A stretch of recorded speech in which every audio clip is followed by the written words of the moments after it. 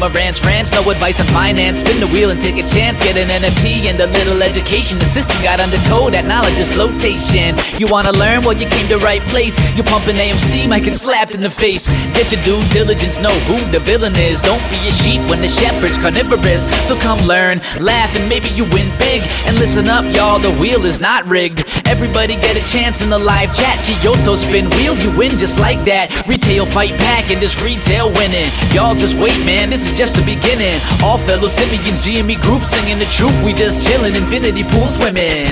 So welcome to Marantz Rantz. A lot of knowledge but no advice on finance. Don't even need pants, you can tune in naked like Henry the Mayo Man. Internet's most hated. Don't wanna lose your money, then it's time for you to listen. If you're ignorant, invest in AMC, a superposition. The stream about ready, they told us to don't dance. I do what I want. Welcome to Marantz Rantz. Welcome to Marantz Rantz. Welcome to Marantz Rantz. Welcome to Marantz Rantz. Welcome to Marantz Rantz. Welcome to Marantz Rantz. Welcome to Marantz Rantz. No sugar, Propel. Good morning. Good morning.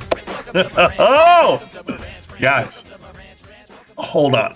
Okay, there's those moments throughout my morning, like, okay, I'll just run it back for you real quick. Hi, guys. Welcome back to Marantz Rantz. Plenty of good information, a little bit of motivation, whole lot of truth, no financial advice. Holy shit. Holy shit. That's all I can do, man. Excuse the language. I'm sorry. I'm on another world right now. Like, do you guys ever just like laugh and smile and like, woo, guys? All right. Pinned to the top of the chat will be the Discord, which, by the way, shout out to the Discord, guys. So I get a message on Discord, right? And it comes from our friend, Ray Pizza. I call him Pizza, Ray Pizza. Ray goes, yo, Marantz, I noticed that, PPC said something on his show, and I was like, oh, okay. And yes, when you look at the bio of David Caston at Bed Bath & Beyond, it's hilarious. You going to work, babe? All right, love you, bye. No, I'm sorry, guys. Wife said bye, so love you, mom. But anyway, back to this. Holy shit. Guys. Oh my God. Okay, so I'm actually going to do this right now, okay? No edits, no cuts. You guys know the way this works. Even when I make a video that I post, I still don't edit or cut. Like, you guys got to know this. It's a one-take session. So I could do the video in the video. I could just clip the live stream. So that's what we're going to do. We're going to clip the live stream, okay? Here we go. I'm going to start. Oh, shit. Where do we start? Oh. I'm going to do a connecting the dots right now in front of you. And it's hilarious. Hey, guys. Oh, I was crying, laughing so hard right now before I hit record. My wife was like, are you okay over there? I'm like, we got it. Oh, man. Okay, listen. And I'm not going to do this. Okay. Hi, guys. Welcome back to Marantz Rantz. Plenty of good information, a little bit of motivation, whole lot of truth, no financial advice. This is Connecting the Dots Part 8. Unfortunate that I have to keep making another one and another one and another one, but the dots keep connecting it. And what does it connect? It connects from publicly owned companies being leveraged and being bought out by private equity. The private equity in this case would be any of the bad guys. And we've named them multiple times. There's the Carlyle Group, there's KKR, there's Apollo, yes, Bain Capital, so many other ones that I can't even come to mind. And I know people want to focus on people like Citadel. And what I've learned about people like Citadel and Antura, they're not the ones infiltrating. They're what we call private equity. They're all about the trade. They're all about making money on paper. These other guys, they're operational. They go in and they get invested into the company, and they do what they call leverage, okay? Leverage on bonds, leverage on distress, and that's where they're distressed credit investors. And this is their cycle, guys. This is their home run trot right here, what they've been doing. But there's been plenty of times where they've made money over this lifetime, and you guys know the companies they've gutted, whether it be Radio Shack, Circuit City, Hollywood Video, Blockbuster, Toys R Us, Bed Bath & Beyond now, and even GameStop when they tried. But AMC currently, you're living it in real life. But a couple of weeks ago, You guys know that we looked at a company called Kohl's, and we made a whole thing. We're like, Kohl's is looking terrible. They're making bad decisions. They have a new CEO over the last 3 weeks. They lost all their cash on hand. And I only got this because of some people that I was talking to telling me that they're selling product for less than what even they paid for it. And I'm talking about Kohl's, the company. So I was like, whoa, wait a minute. If they were trying to just push out inventory, maybe they're doing something really bad. And they're getting overextended. But who cares? Let's talk about what's coming up right here with you guys. All right. And this is why, and the reason why we talk about this, and by the way, shout out to Chad. Chad, what the hell are we doing, Chad? What the hell are we doing? Okay, guys, enter. I know I'm doing a live stream and I know I'm doing Connecting the Dots 8 and I just stopped it, but I just remembered something. Don't you dare go anywhere. I will be back right now. Give me a second.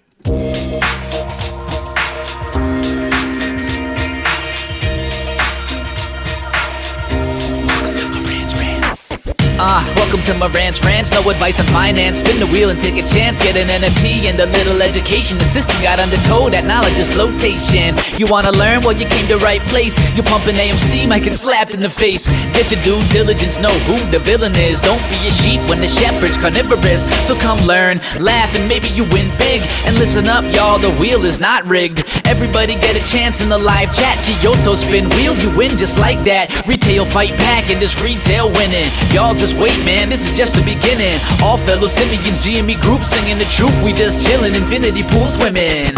So welcome to Marantz Rantz. A lot of knowledge but no advice on finance. Don't even need pants, you can tune in naked like Kenny the Mayo Man. Internet's most hated. Don't wanna lose your money, then it's time for you to listen. If you're ignorant, invest in AMC or Superposition. The stream about ready, they told us to don't dance. I do what I want. Welcome to Marantz Rantz. Welcome to Marantz Rantz. Welcome to Marantz Rantz. Welcome to Marantz Rantz. Welcome to Marantz Rantz. Welcome to Marantz Rantz. Welcome to Marantz Rantz. Welcome to Marantz Rantz. Welcome to Marantz Rantz. Welcome to Marantz Rantz. Welcome to Marantz Rantz. Welcome to Marantz Rantz. Welcome to Marantz Rantz. Welcome to Marantz Rantz. Welcome to Marantz Rantz. I'm live right now, honey. Hey, I had a shirt, a black shirt, that I cannot find, and it was one that was sent to me, and I don't know where it is. Oh my God. It was here.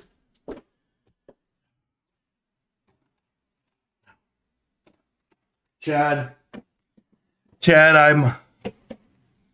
I'm terrible, Chad. I had it, guys. I had it. All right. You guys don't care about my life right now. I don't know where I put it. I had a shirt that Chad sent me as a package, and I can't find it. And I thought I had it right here by my desk. I know I did. It's a beautiful shirt. It's the greatest thing that ever got sent to me. And man, I'm so mad right now that I can't find it. I'm highly upset, guys. Give me 3 more minutes. It's worth finding. That's the point. Just let me find it really quick. And then we'll start the show. I'm here all day, by the way, guys. 4 hours. We're going to get it. And we have plenty to talk about. For all the people who are lurking, well, they'll figure it out. I'm going to go find it, hon. I will. Thank you, though. I thought you left. Now my wife's leaving. Now we get the time to ourselves, boys. Let's do it. Where the hell is this shirt? Oh, man. All right. I'm going to find it. But before I do, I'm looking to play something for you guys while I go look for it. I'll be right back, okay, guys? And sorry for the music, but I have to go find it.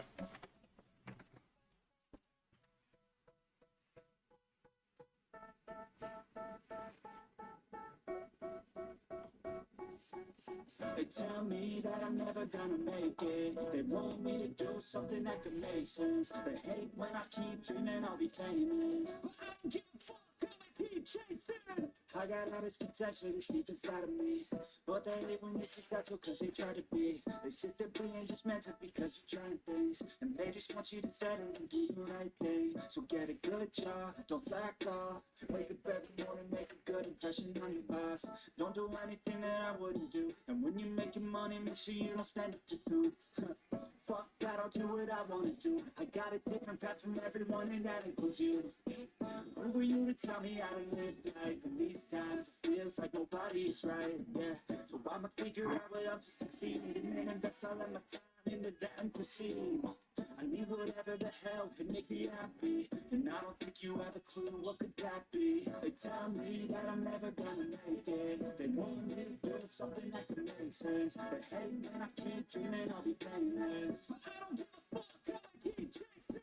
They tell me that I'm never gonna make it. They want me to do something that could make sense, but hey, I keep dreaming I'll be famous. But I don't give a fuck, I keep chasing. I could be special if I get rid of the devils. They think that I am a rebel. I think they want me to settle. There's nobody on the table. That work is essential. The grind is already mental. Damn, I don't think you understand what I don't know if you guys can see it. Yeah, no lot list.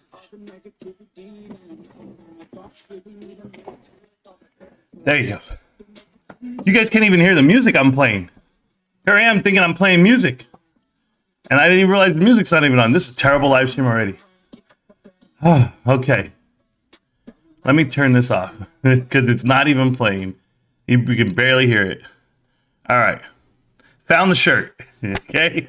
There we go. No lot lizards. There it is. Shout out to Chad. It was awesome. No lot lizards. He sent that shit. It's a shirt I have. If you guys know, that's awesome. So, must find shirt. Found it. Driving to Dallas. Glad Marantz is live. Oh, cool, man. That's awesome. Got to clean my glasses before we start. Hey, guys. I want to tell you guys something.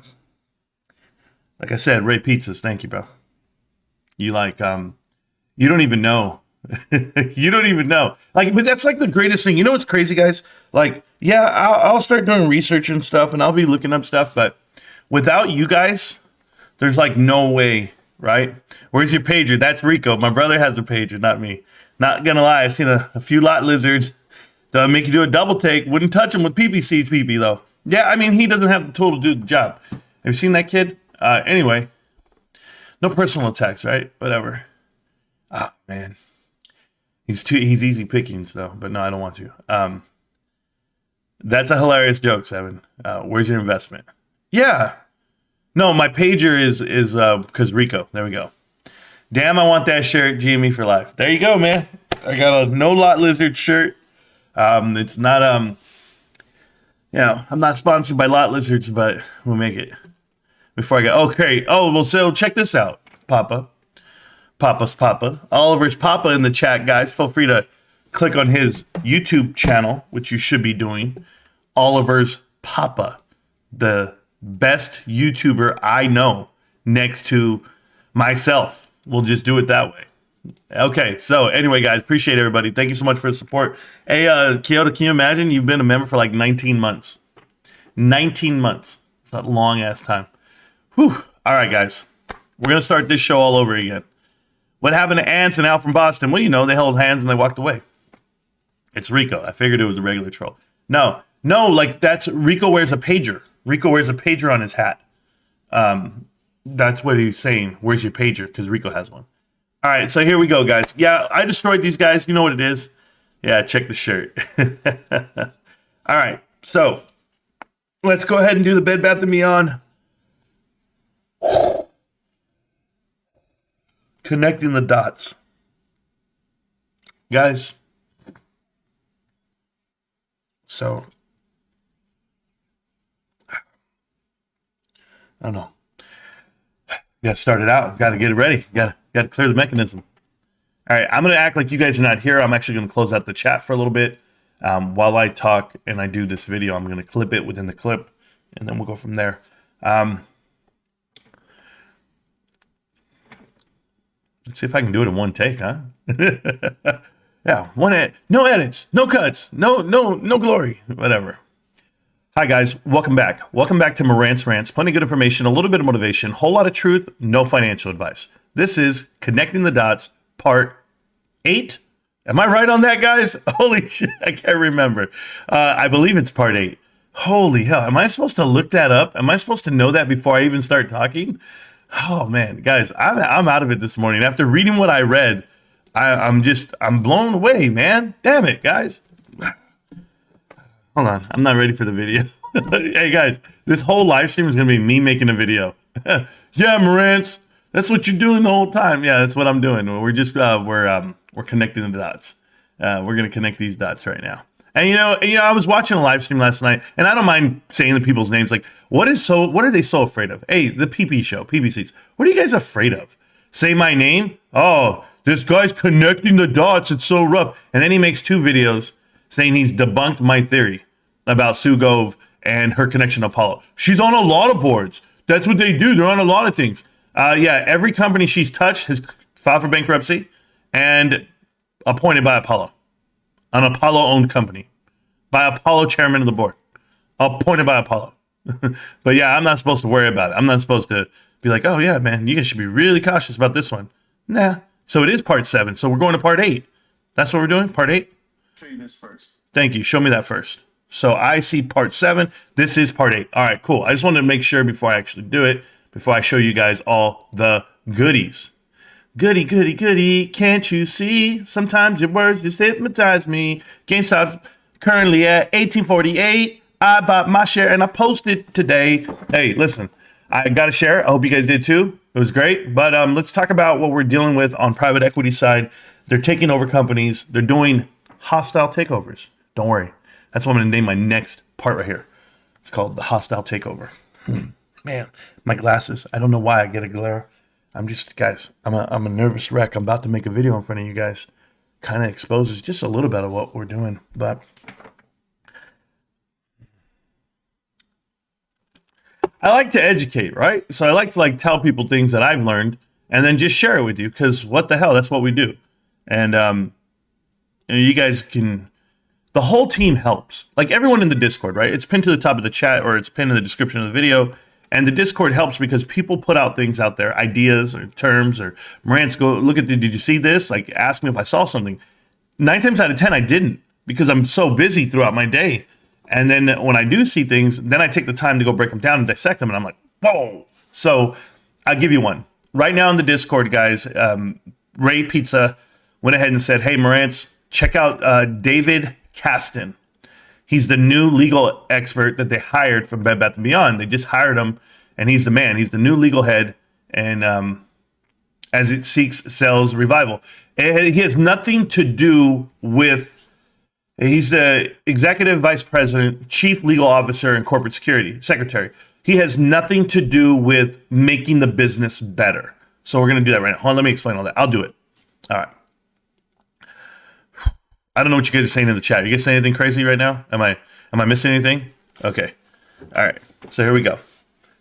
Guys, this is going to be great. Oh, man. You know, I unblocked Hulk Hogan, but the shirt will protect you from AMC grifters. Fiance. Yeah, I know. Not only that, you got to protect me from like Kai's Malege and PP seeds. And you know, it's crazy. We're going down this road of Bed Bath & Beyond, and these guys can't figure it out that they're being hostilely taken over. And I'm trying to help them, and they all come at me like I'm some fucking villain. And that's okay though. It's okay because AMC did the same thing, and some people didn't listen, and they're the ones that are stuck. But for those of you guys who are listening on Bed Bath & Beyond, or if you guys want to fight this fight with me, go for it, man. Good luck. All right. Hi guys, welcome back. Welcome back to Marantz Rantz. Plenty of good information, a little bit of motivation, a whole lot of truth, no financial advice. This is a one-take session, no edits, no cuts, about Bed Bath & Beyond and how we're connecting the dots from private equity via leverage buyout on publicly traded companies. It can be private companies as well, but in this case, they go public so that they can take money from you. Bed Bath & Beyond started losing money in about 2019. I believe that's when they had a negative cash flow. They lost about $130 to almost $200 million that year. And as I've been looking at this company, and it's progressed the whole way through, they had so many stores that they couldn't even fill up the coffers with items. They couldn't do anything. And what I mean by that is this. They've got rid of their shipping. They've gotten rid of all their leadership. They've revamped the team. And now you're looking at no harm in stores. All the Canadian stores are closed. And they're sitting in front of you. And some people online are telling you it's a good buy. And I'm going to tell you this. If you do put money in it, you can say goodbye. The money's gone. And here's why. They are being hostilely taken over by private equity. I don't know what fund it is. I'm not going to tell you it's this or it's that because you guys don't understand. Some of you out there don't understand that you can make money top and bottom of this stock, i.e. another company could be putting money in and the other company is cashing out on the bankruptcy itself, on liquidity itself. It's all there for you. And whose money is it? It's the public's. It's yours. So we've connected the dots from start to finish on Bed Bath & Beyond as far as the people on the board of directors and in the senior officer positions, CFO, CEO, you name it. And as we've gone through, we've seen Apollo has placed numerous people on this board. But I want to focus on one person that was brought to mind right now in the Discord for the channel. If you guys have not been to our Discord, it's in the description of the video. It's completely free, and it always will be. Here's what they said. They go, Marantz, did you check out David? And I want to say his name right. It's Caston. Caston. Have you checked out David Caston? I heard him being talked about on the PP show last night. Now, I know the PP show likes to say he has people backstage and it's a show. It's just some kid in a room with a camera and a mic. No different than what I'm doing. But I'll promise you this. What they're pushing out, I don't want to call it FUD. Maybe they're just uninformed. David Caston is not a great hire. David Caston is not this guy that you want to be tied in with or partnered with. He is partnered with private equity and the worst firms, right? Bain Capital. In this case, Apollo as well. And there's numerous, KKR, and I'll let you look at the list. But when we go down this list, I'll let you know who's connected. Connecting the dots, part 8. Let's go. All right, guys. This is David Caston. He's the Executive Vice President, Chief Legal Officer, and the Corporate Secretary for Bed Bath & Beyond. As you can see, his bio has no information whatsoever. A lot like others. If you ever look at like Harriet Edelman, they try to look at this. Holly Etlin, they leave it out. They don't want to tell you where they come from, what their background is. Sue Gove, same thing. They leave out the part where she was actually associated and connected with Apollo at Fair Market Fair, whatever it's called, Market Fresh, the grocery company that they own and that they selected her as the board of directors. You know, when you own a business, you don't put somebody on the board unless you want them there. It's not like somebody else nominated you. There's a chairman of the board. They elect you. They put you in, and you were planted there for a reason. All the companies that she's ever touched have either filed for bankruptcy and or had private equity offerings and buyouts from Apollo. That's the truth. I haven't looked at L Brands. That's the last one I need to look at. But as far as the ones that they want to list here, and being an advisor for Alvarez and Marsal is huge because they've been involved with private equity on the takeover side from what I can see for the last 25 years, 20 years. And she's in there and she's a senior advisor as well. But you saw everyone else that we've broken down on parts 6 and 7. Now here's part 8. And it's your time to shine here, David. David Caston. Unfortunately, his thing had nothing to it, but here's the headline. It says, and this is December 28th of just this year, last year, about 3 months ago, Bed Bath & Beyond has a new legal head and it seeks sales revival. Listen, guys, he is not brought in to enhance the sales of this company. He's brought in to leverage this buyout, to negotiate the buyout. And I know this now because I went ahead and had to go find some stories about him. Well, here's the first one, right? And it's going to tell you he's with the Vitamin Shop. And Vitamin Shop, they wanted to have you talk about that, and we will talk about that in a minute. But he's been with them for a long time, so hey, can't be all that bad, right? But when you actually scroll down here, as the company turns, you'll see that he got his shine at Toys R Us in 2003. And if you don't know Toys R Us, they did a leverage buyout with Bain Capital Partners, KKR, and Vornado Realty Trust. Now, we can draw all that back. We know what Bain Capital is. We know who they've partnered up with. Go look at parts 2, 1, and 3 of this series. But KKR is the same way. KKR is also the private equity firm that tried to infiltrate GameStop and get them to do things they weren't supposed to do. We know what happened with Toys R Us. They got overextended, overexposed, and now they're gone. These guys do this on purpose, and they make money doing it. But after the Toys R Us transaction, and after they made all their millions, $6.6 billion, I want to use the word billion, guys, because if you guys don't know what $1 billion is, you need to go look it up again. I know people are thinking, oh, so-and-so made $225 million, or they raised $225 million to last another quarter, or somebody gave them a cash infusion of $800 million, or what? Guys, those are small numbers when you're dealing with guys who are used to this. $6.6 billion in 2003. Now, when you come down here, you're going to see that he was the counsel. Okay, right after that, he was the senior associate general counsel for Sequa. I don't even know if you say that right. You know, I'm not good with names. Corp. You guys know who that is? Sequel Corp, I didn't know who it was either until I went and looked up these little things that I've learned. And on the board of directors for these guys, none other than Leon Black. Leon Black was on the board of directors from them for Apollo Management. Says at the upcoming shareholders meeting in May, another of our directors, Leon Black, the founding partner of Apollo Management, will not stand for re-election. But he's been a board member since 1997. So Leon Black was a board member there for that group as he was over there. Additionally, okay, and we're going to go back to that just because like I read these little things and they give me a lot of insight. I'm going to tell you about the Vitamin Shop in a minute, but I don't want to get there yet. I want to do, who is Sequoia Group? That's what I went to go look at, or whatever, however the hell you say their name. Their previous people on the board of directors, Mr. Tashi, Gerald Tassi, I believe that's how you say his name. I don't know. He was on the board of directors, okay, for Sequoia Group, whatever they're called, and Sequana Group. I don't even know how the hell you say this name, but I don't care. What was he on the board of directors for? Apollo as well. So you see the Apollo connection there. How about Vornado Trust? Vornado Trust, who bought Toys R Us, 32% of the company, they bought Toys R Us.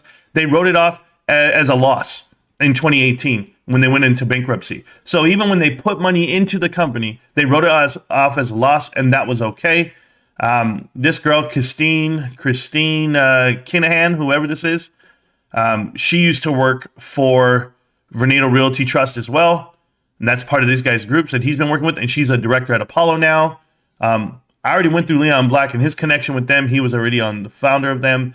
And now Apollo readies Japan for private equity push, joining KKR and Carlyle. They're all three are together. KKR, Apollo, and Carlyle Group, they all do business dealings together. And this is their lawyer, guys. David is their lawyer. He's their lawyer. I can't tell it to you any other way. I don't know why you guys need to see it any other way, but we'll keep going because we're going to go with Sequoia Corp, right? That one little company. I'm not done with them. They went ahead and they have this little bit of the company, which is called Veritas Capital. Is that what it is? Now, they actually have a portion of this company here. I don't even know how to say these things, guys, but you can see it if you type it in. I know it doesn't show you here, and I apologize, guys. But if we go here, hey, Google works. What do you know? So if you just go right there and you hit Apollo, right, together, it's going to show you here that Veritas Capital to buy the Carlyle Group's portion of it, and it's right here. That, I don't even know how to say it. Cromolio, I don't even know how to say it. I don't want to know. Right there, Florida-based company is the only remaining business of that corporation. And guess who's buying it? Veritas Capital is to buy the Carlyle Group portion of it. You know who's funding Veritas Capital? Did we not talk about that? Who actually owns the debt on that company? We talked about it in part 3 or 2 of this series, and it's Apollo as well. Go ahead and read it up if you don't believe me. But we're not done there. David, how you doing, David? You're a bad guy. David Caston, right? You guys think he's a good hire from the Vitamin Shop? All right, we'll go ahead and do that one for you. Vitamin Shop. The Vitamin Shop, okay, who is owned by Franchise Group, getting unconventional Apollo loan to buy out Kohl's. This was written 6 months ago. So the Franchise Group, who is Vitamin Shop, by the way, is planning to borrow more than $2 billion from Apollo Management to finance an $8 billion deal for Kohl's. So do you really think, oh yeah, maybe you guys know, activist investor McCollum Capital Management turned down a $9 billion offer to start the year, get any higher bids, and putting itself for sale in an auction pushed by activists. You know who's McCollum? Whatever this is, Masala. I don't even know if that is McCollum. I don't even know how to spell these days. Capital Management. Do you know who that is? Anybody? That's Bed Bath & Beyond. They're on the board of directors for Bed Bath & Beyond. They're the ones who advised hiring Sue Gove in 2019. Or maybe you guys forgot that part. I don't know. Apollo may help finance Franchise Group's deal for there. And how do you know Franchise Group and Vitamin are together? I just do. I mean, if you didn't know that the Vitamin Shop is owned by Franchise Group, there it is. It says it right here. Kohl's gets $9 billion bid from owner of Vitamin Shop. So let me get this right, okay? This guy, David Caston, is helping the funds from the Vitamin Shop parent company, and they're borrowing money from Apollo. They put them over at Bed Bath & Beyond, where they already have Sue Gove, they already have the CFO, they already have 3 other people on the board. It's all being done in real time. So you can tell me who's buying out these companies. You can tell me that it's some activist investor like Ryan Cohen, or you can tell me that it's 20 bad guys. I'm going to go with the 20 bad guys because your fairy tale story, your Cinderella story is not real. It's not happening the way you think it's happening. They have the lawyer. They have the money.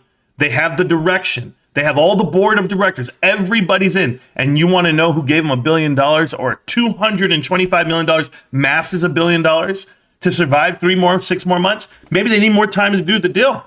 Maybe they don't understand how far stretched they are or how bad it can really get.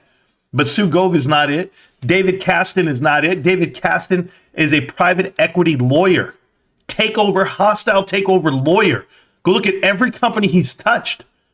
I can't tell it to you any other way, guys. I'm trying to help you connect these dots, but if you want to believe some kids sucking and vaping all day, drinking and cussing, some other guy who doesn't show his face, and all they're telling you, it's going to go up. I feel like we're going to have an uptrend today. You're thinking about the stock. You're definitely not thinking about the company. So good luck connecting other dots. But we've already proven Apollo's here. We're now proven that this lawyer that is Apollo-based, everything, you can't fake it. This is what's happened over the long period of time. Leon Black, board of directors for the same company this guy works for. I'm going to let you think about that. I'm going to let you think about everything because you're going to need to. On that note, enjoy. Peace. All right, guys. That was a clip I'll do for them later. If I made mistakes, I apologize. But, hopefully it's good enough. All right. Did you guys pay attention at all? I'll have to read all this because I was reading the chat, and let's go. Oh, gross. It's Rico. I figured it was Rico. No, Papa Dirt. There we go. Oliver Papa YouTube channel is amazing content. Everyone should sub. Correct. I agree with that. Hulk Hogan said nothing. Why didn't you put the Lot Lizard shirt in front of the camera? I wanted to see that explosive athletic body. Oh, you want to see me put it on? No, my wife already said that she doesn't want me on the camera with my shirt off. So there you go. Listen to the wife. If you really want to see me with my shirt off, man, I'll DM you later. Yeah, there you go. I'll show you everything, Hulk, if that's what's going to rock you, bro. I won't lose any money over it. You're looking a little nervous, bro. No, I'm not nervous. That shirt will protect you from AIDS. Thank you so much. Darth was getting to pee-pee, had that man talking about, oh, God, that's gross. I don't have time for that, bro. What I find funny is all these AMC and Bed Bath & Beyond people have been shouting crime, and when Marantz exposes some of the crime, they all start shouting FUD. Yeah, I heard that. That was a good freestyle. I don't know about that. I don't know what you guys are talking about.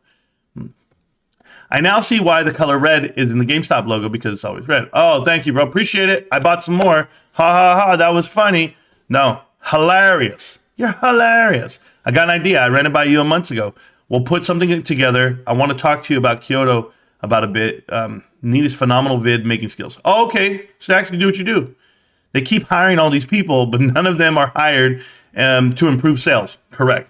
Someone claimed you have not directly registered any shares. If so, why?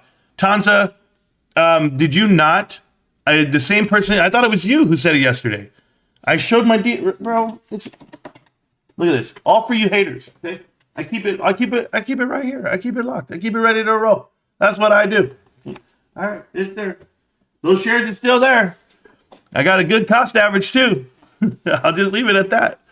Oh man. Hey, I sent Almo a screenshot of my last 10 years of trading. And I go, hey, Almo, I think I'm a good trader. He was like, bro, you might be a great trader. I was like, thank you. Someone claimed you publicly urinated on Kai's Ledge. That's more believable than Bed Bath & Beyond making a comeback. Thank you for sharing. Yeah, no problem. Kai's is a lot lizard. You ain't lying, bro, when it comes to Bed Bath & Beyond. I love your content. Thank you. Good answer to the PP weirdo. I'm reading more now. Thank you. You're a real G. No problem, bro. Appreciate it. GME about to be green before this clip is done. We don't care how you were or where when you bought GameStop because this channel isn't about pushing a squeeze. Correct. Damien says, you cannot improve sales. Recession is coming. The pain just started. Even GME will not be safe from it. I don't want to say that we won't be safe from it, but we have something that they don't have. If you look at AMC, they don't have people going to movies, period. If you look at Bed Bath & Beyond, people are not shopping there. If you look at GameStop, we will always be there. I will. I don't know about you, but I will always be there. Is that why GameStop is about to have positive earnings? That is correct. If you guys listen to Running with Bears, Running from Bears, Running with Bears YouTube channel, where he made he broke down the balance sheet. It's like the more he talked, the more I understood, even more than what I already do, because the way my mind works, right? So they have liabilities that they have to pay next quarter. They have some inventory that they're going to buy, obviously, because they keep selling all the way through. And yet they'll have a positive cash swing of around $300 million, the way I did my math.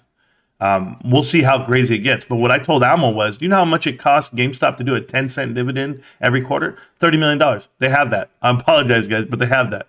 So when they actually show you, like people say, well, they got to show a positive, a net positive position. If you knew how the way retail is cyclical and seasonality wise of it, then you would know that it takes time to get that positive on the balance sheet, because some quarters are bigger than others and some aren't. So it's just fun to watch because it's happening in real time, and it's gonna be great. And I'm here for it. Oh, I'm here for it, baby. Oh, guys, I'm telling you right now. Give me just give me time. Bro, I've been listening to too much Boy George, I swear to God. It's because I was trying to look for guys. I was like, PPCs look alike. And I was like, and then they showed me a whole list of people, and Boy George was on there. And I was like, oh, yeah, there you go. If Boy George had short hair. Wait for the data to be released, $5 billion debt. Oh, yeah, for those guys. Damien, huge difference, no debt. Correct. PP and these clowns' entire bull thesis, if you want to call it that, is all based on what GameStop has done. It's doing, yeah, Ryan Cohen, they can't go 10 minutes without talking about Ryan Cohen, Carl Icahn, or Larry Chang. They just can't. You can't go that route, and it's too bad. Marantz has predicted multiple earnings numbers. Yeah, we look at fundamentals, balance sheet, and project forward earnings. Yeah, that's cool. Also, you don't think we are in a recession now? Absolutely we are. So, to get much worse, I mean, basically the Fed's going to raise rates, people are going to get laid off, but what's going to get much worse? Spending's still going to happen. I'm sorry, it's still going to happen. We're just sitting on a pillow right now. Every time a customer comes into the GameStop I work at, I tell them to go to Walmart. It's cheaper. You still doing this shit, Hulk Hogan? Yeah. No, they changed the definition, remember? No real one didn't even started yet. It's still last dance of bulls. I think you watch too much TV, bro. You'll be okay. We're definitely deep in a recession right now. I didn't see tons of lending margin debt go up. Yep. The M2M money supply is shrinking. We'll find out. We'll find out. We know what you're doing. This isn't some gambling trading channel. Veritas Capital, truth. Of course they'd name themselves that. Nice work, Marantz. Bojangles, thank you. Bed Bath & Beyond investors getting destroyed in real time. Good morning, bro. It's happening. It happens, yes. And that's how it happens. Good morning, bro. There we go. Gross. Apollo is in Kohl's. They will be. Or was, and that's why the former CEO got pushed out, and now they got the new Burlington Coat guy. Yeah, well, he's the new CEO, Stacks, the Burlington Coat guy. I still have to look more into Kohl's. I haven't had time because I'm going to have to go through the whole board of directors, see who's the plant, see who's not, see what's going down. But yes, they're making a push. The franchise group is getting backing from Apollo. It's just a little different. If they can buy the debt for cheap, man, they do it. Bed Bath & Beyond, barcode penny stock. Yeah. Facts whiskey. Burlington Coats, that was the store, is still around? Yeah, it's still around. PP said last night it can't go under $1.40. Oh, yeah. No, he's stupid. He doesn't understand anything on the market. Let's go ahead and look at it really quick. I pray to God. Yeah. Oh, no, I'm right there. Okay, I apologize, guys. There we go. So that's GameStop, looking healthy. And Bed Bath & Beyond, $1.34. And what did this guy say? ABC is like, yeah, man, I see a swing coming up. They don't understand that all this volume on this stock is not people trading it back and forth. All of this is dilution. And when they figure out the dilution, okay, when they figure it all out, guys, this all happened before. This happened with AMC. This happened with HYMC. This happened with everyone. When they figure out that it's dilution and it shows it, but you don't understand. But no, Marantz, it only shows there's shares out 116 million. You can't. That's not right. Okay, I'll be here. I'll be there. Just look over your shoulders, honey. Ooh, I'll be there. Boo, boo, boo, boo. Hey, bro, just call my name, PP, and I'll be there. Yes. You look over your shoulder. I might be right. No, you want me behind you, bro? I don't know. Call Tony De Niro. Okay, I'm good. Hey, but check this out. That's what AMC thought about Ape. That's what you guys all thought about other things. You guys are all dumb. It's dum dum dum dum dum, and it's just because of the people who are in it. I swear he has puts. I don't know. It's a trap. Hey, Marantz, I bought back the shares I shorted in GameStop. Oh, good job, man. You're just so good. Oh.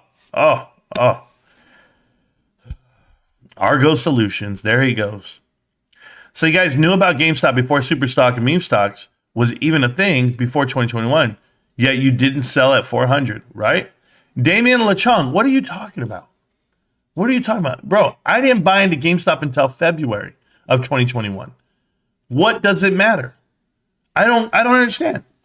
What are you mad about? Why is what I'm buying into at this time even matter? I don't care what you bought into. I'm just talking about Bed Bath & Beyond. Why are you doing personal attacks, bro? What? I don't understand. Oh, you're not going to be invited on the show no more? No, apparently not. He's cut me off. Anything that could have ever happened between he and I after sucking my... Okay, I apologize. But you guys heard the way he talked to me. Man, you should come on the show more often. We need to get you on here all the time. I really like you, man. All the fake shit, right? Because he was drinking, right?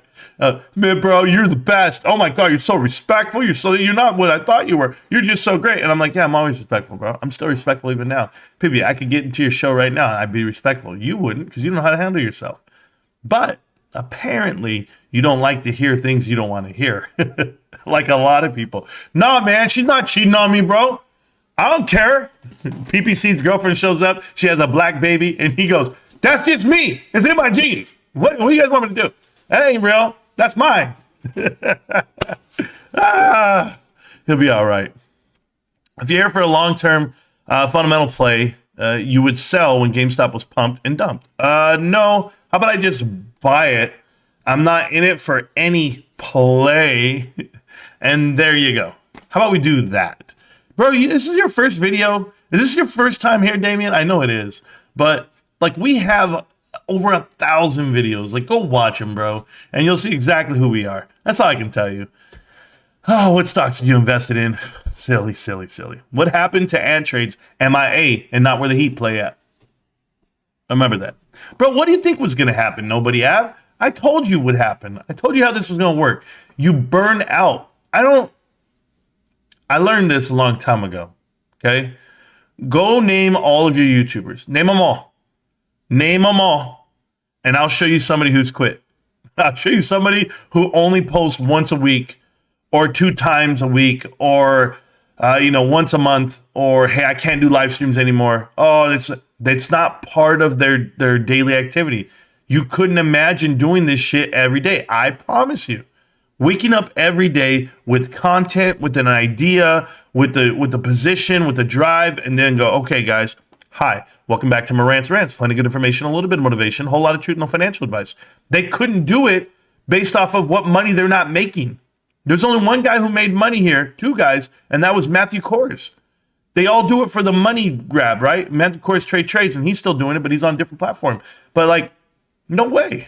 No way they would do it. Because when they find out how much you don't make, anybody see my Rumble numbers? You guys ain't ready. I made $1.10 after 200 videos. Get at me, bros. No, not $1.10. I made $10.01 after 200 videos, 227 videos. It was awesome. I was excited. You pay me $10 for my craft, the craft that I don't have. But that's what happens to Antrade. He figured it out. He was like, oh, no, this ain't for me, bro. I'm going to get my shit wrong. People are going to trigger me. I'm going to say some dumb shit. Oh, no, I'm embarrassing myself. I got to go back to work. Can you imagine his girls slapping him with those bananas? I'm just saying, this is going to happen. I'm a day trader. I buy and sell daily. Well, then this is not for you then. Damien, this is not for you. All over pop is I hear the sound of 1,000 violins. Yep. Welcome to Marantz Rantz. Well, thank you, Danny. Try to. Sure you do. So the borrow rate on GameStop keeps falling. Shares available to borrow keeps getting used up by several thousand every single day, and it gets instantly replenished within hours. Explain. Jonas Blaine, I don't need to explain. I don't care what the market mechanics are for this stock. That's not why I'm here. I'm not here to tell you that the market's not manipulated, that the market's this or it's fair. Or don't care. I like the company. I like the stock. I'll let you guys dwell all day on that shit. That's pointless. It's a black hole.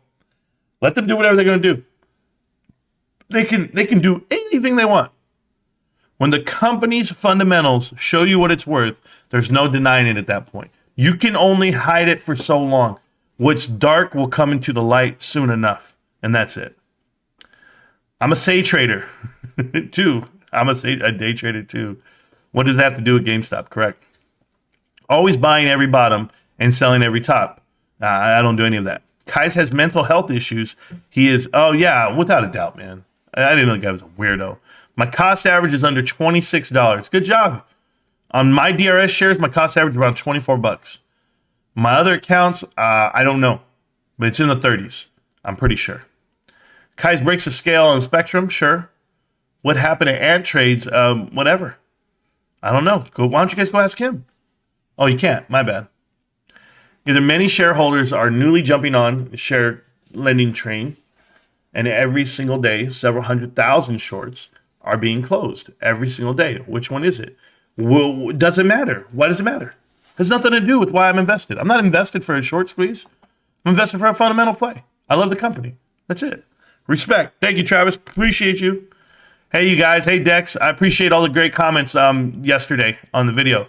Dexter, I really appreciate that, Dex.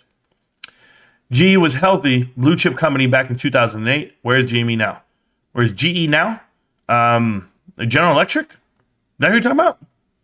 I don't know. Don't care. What the hell does General Electric have to do with it? Shit. Hey, bro. My washer and dryer don't work, man. What the hell's going on? I have no idea what he's talking about. He's mad that Samsung came up. A member for 15 months or for 5 months. I'm sorry. John Jarbinks. Love you. Thank you, sir. I appreciate that, and I love you, too. I should go ahead and put the chat on the screen. You know I usually do that for you guys. I can do that. I know you guys exist. And it's going to be... Is it there? Oh, that's that one. Well, what's this one? There we go. Bro, I don't know. I don't know. Oh. Have I ever told you how much I hate U2? U2, the band? They're god-awful. If you guys like U2, you guys should just... That's their name, right? U2? Steve Bono or whatever his name is? Is that his name? I don't know his name. Or no, not Steve Bono. His name's just Bono, huh? One name. One name, bastard. All right, let's see. Yeah. You couldn't tell me one good song by U2. My dad likes one of them, but not me. I'm good. All right, there we go. That should be better for you guys. All right. General Electric, I don't know why we're talking about that. That's terrible. Somebody just put that kid on blast. Somebody had enough of his shit. That's funny. All right, where am I at in the chat? I'm here somewhere. People had to pull out their money and pull their money out. I guess. I don't know. I don't know anything about it. Had nothing to do with real estate crisis. So why the recession destroy them? Because I had... What the hell? Is he serious? Do you not understand like the correlation of things, like the domino effect on the economy? Take out one sector, those individuals know, like, okay, GE, people had money invested, sure. People said they sell products. People aren't buying products when half of the country is losing their homes. They put what, washer and dryers and appliances in homes? So why'd they go out of business? A company that refurbishes homes with appliances goes out of business. It's a oh wow factor. Oh my God. Where do these guys come from? These Rhodes scholars come from. Nobody can predict what can happen. Let me see what can happen here. Hold on. Interest rates are going up. I just want to make sure we can't predict this. Interest rates are going up. Therefore, car dealerships won't be selling as many cars. So bankers won't be doing as many loans. All the people working at the banks can't pay their mortgage. I think it has a ripple effect on a lot of things. But even let's go back to cars. Now you're not going to be selling parts. You're not going to be doing any maintenance, or maybe you're going to do more maintenance on vehicles because no one's buying new vehicles. Maybe that's a good thing to get in the parts business. But if I'm getting the loan business, it's not going to work. If I'm in the auto industry, it's not going to work because they're not selling cars. What the hell? They're going to be in trouble these next 2 years. Yeah, you ever gone into a dealership right now trying to buy a car? 7-8% is good. Get the hell out of here, Damien. How do you not know how the world works? This guy's new to life. You didn't even answer with one argument, X-Bet. I'm still waiting. I just answered the whole damn thing. Got caught committing fraud. That's why it's sick, Phil. Yeah, Robert, how you doing? Noobs always have crazy. That's why the stock fell, because they were committing fraud. Everybody. I just answered your argument. Good job, Damien. Damien, we might just be smarter than you. It's just possible. That's why I'm gathering money now. Oh, good luck, man. You're gathering money. Even GameStop's smart enough not to put money into the market, or keep cash on hand. They put it into the market. If you're gathering money now, you should be buying stuff now. That's what you should be doing, not cash. Damien, you should be buying things at the bottom right now. Oh, this is not the bottom? Oh, okay. I'll tell you what, GameStop, $18. It feels like the bottom to me. What are you gathering money for? To burn it? We like GameStop. I think it's a great long-term investment. Correct? Okay, Damien, so why would you be worried? Yeah. We love lot lizards. Correct. We do. We have a new account every day with the same argument. Yep. GameStop might be a good long-term investment, but GameStop is still 4 to 5 times its normal before a short attack price. That doesn't make any sense. Does somebody know what the hell this guy's talking about? Anybody know what he's talking about? 4 to 5 times? Okay. GameStop's $80. I don't even know what the hell you're talking about. We're gapping up by the end of the week to double digits on AMC. Chris, stop it. Oh, these guys are funny on AMC. Hey, look at this shit right here. This is hilarious. Hey, can I show you something about AMC? Ape is $1.76, but $6, bro. Is that your MOAS? This is your MOAS, huh? No ass. Yeah, mother of all short squeezes. That's right there. That's AMC. I'll leave it on the screen for you for a little bit. Damien with the personal text all damn day, bro. Oh, ain't that baby daddy? You guys come here for the squeeze. That's the truth. You might be less delusional than AMC and Bed Bath & Beyond gamblers, but you aren't here for a different reason. Are you sure? Are you sure? I mean, all I want from GameStop is about a 10-bagger. Let that stock run up. Right now it's what, $20, $18? Yeah, let that shit run to 200. See what I'm talking about, you dummy. You're just dumb. Yeah, I washed the brain with cold water. I ain't that bad. I ain't that baby daddy. Exactly. Well, that's what I meant. I'm here to invest for my kids. Good job, Whiskey. What the F? We told you we don't care about the squeeze here. Correct. It wasn't even that. He's being fake about liking you. Oh, it wasn't even that he was being fake about liking you. He probably does. But he's nowhere near strong-willed enough to stay convicted to those feelings. Yep, I agree. That's why he got upset. Yep, little sheeple. I'm going to tell you guys something. I'll give you this example. I've been making these videos a long time. Long time. Oh. Excuse me for yawning, but let me drink my drink. Maybe that'll wake me up. Propel, sugar-free. My wife was talking to me the other night, and she said, "Babe, I go, hey, look at this video. This guy's he's calling me out. He's talking bad about me," and I was laughing the whole time. I'm like, look at this. He's tough now. Took off his glasses. He's tough. Can you imagine if he had his phone up close to his face with his glasses on? Hey. Yeah, I can imagine. But she goes, "Babe, isn't that what you do?" And I was like, "What do you mean?" She's like, "Don't you call people out like when you don't agree with them?" like you say, like whatever. I said, no, it's a little different. I said, I might call them out on the info that they're providing, but not what they do, like as a person, right? Like I have crossed that line with Kai's because he crossed the line too far, and Mike the Marine brought his whole situation to light. I said, but no, for the most part, if they're going to say something like Tony De Niro, I don't talk about it. I don't care who he's married to or what he's doing. Nor do I care about like PPCs or anything like that. I was just saying, like, babe, basically said I'm a failure because I have a great job. And she's like, yeah, that's stupid. I'm like, I know. But these guys are putting out the money and the information. Like, I don't care what money they're willing to lose. It's the information that really bothers me. It's where they don't do the homework yet they think they have.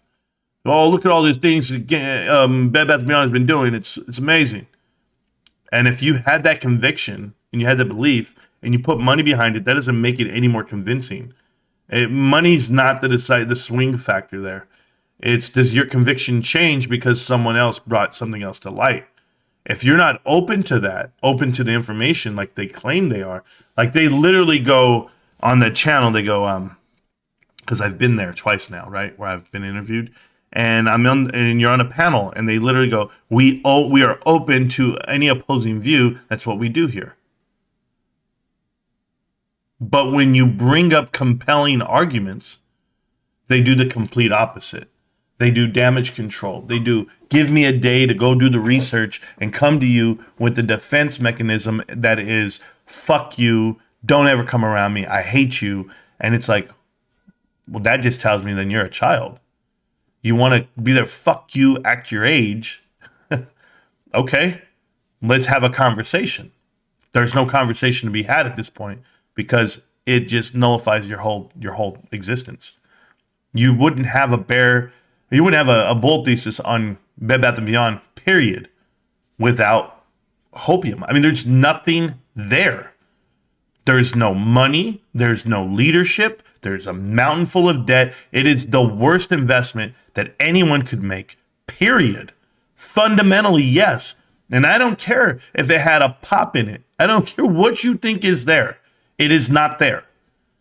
And I try to help these guys because they want to invest. You know, if you thought that a company being on the reg show is what actually makes you pop, then everyone in the world would invest just on reg show, period. They would just go to the reg show list every night and go, you know what, tomorrow morning I'm going to buy those shares because guess what? They got to close and they're going to go up. That's not true. That's not true because there are mechanisms in this world that you guys all live in that allow you to come in and out and do whatever you want to do. These regulations are not real. This space is not real. But what is real is that debt. What is real is the Apollo connection to the numerous people on the board, and not just Apollo, multiple private equity firms have infiltrated this company over the past amount of years because they had a downward trend started 3 years ago that has been uncontrollable. And that's because their executives took massive bonuses. You're talking about their CEO and the two founding fathers of this company made over $300 million in the course of 17 years. And $300 million, and that's just bonuses and salary. That's not even counting the shares they sold. And I know all these numbers because I studied the goddamn company.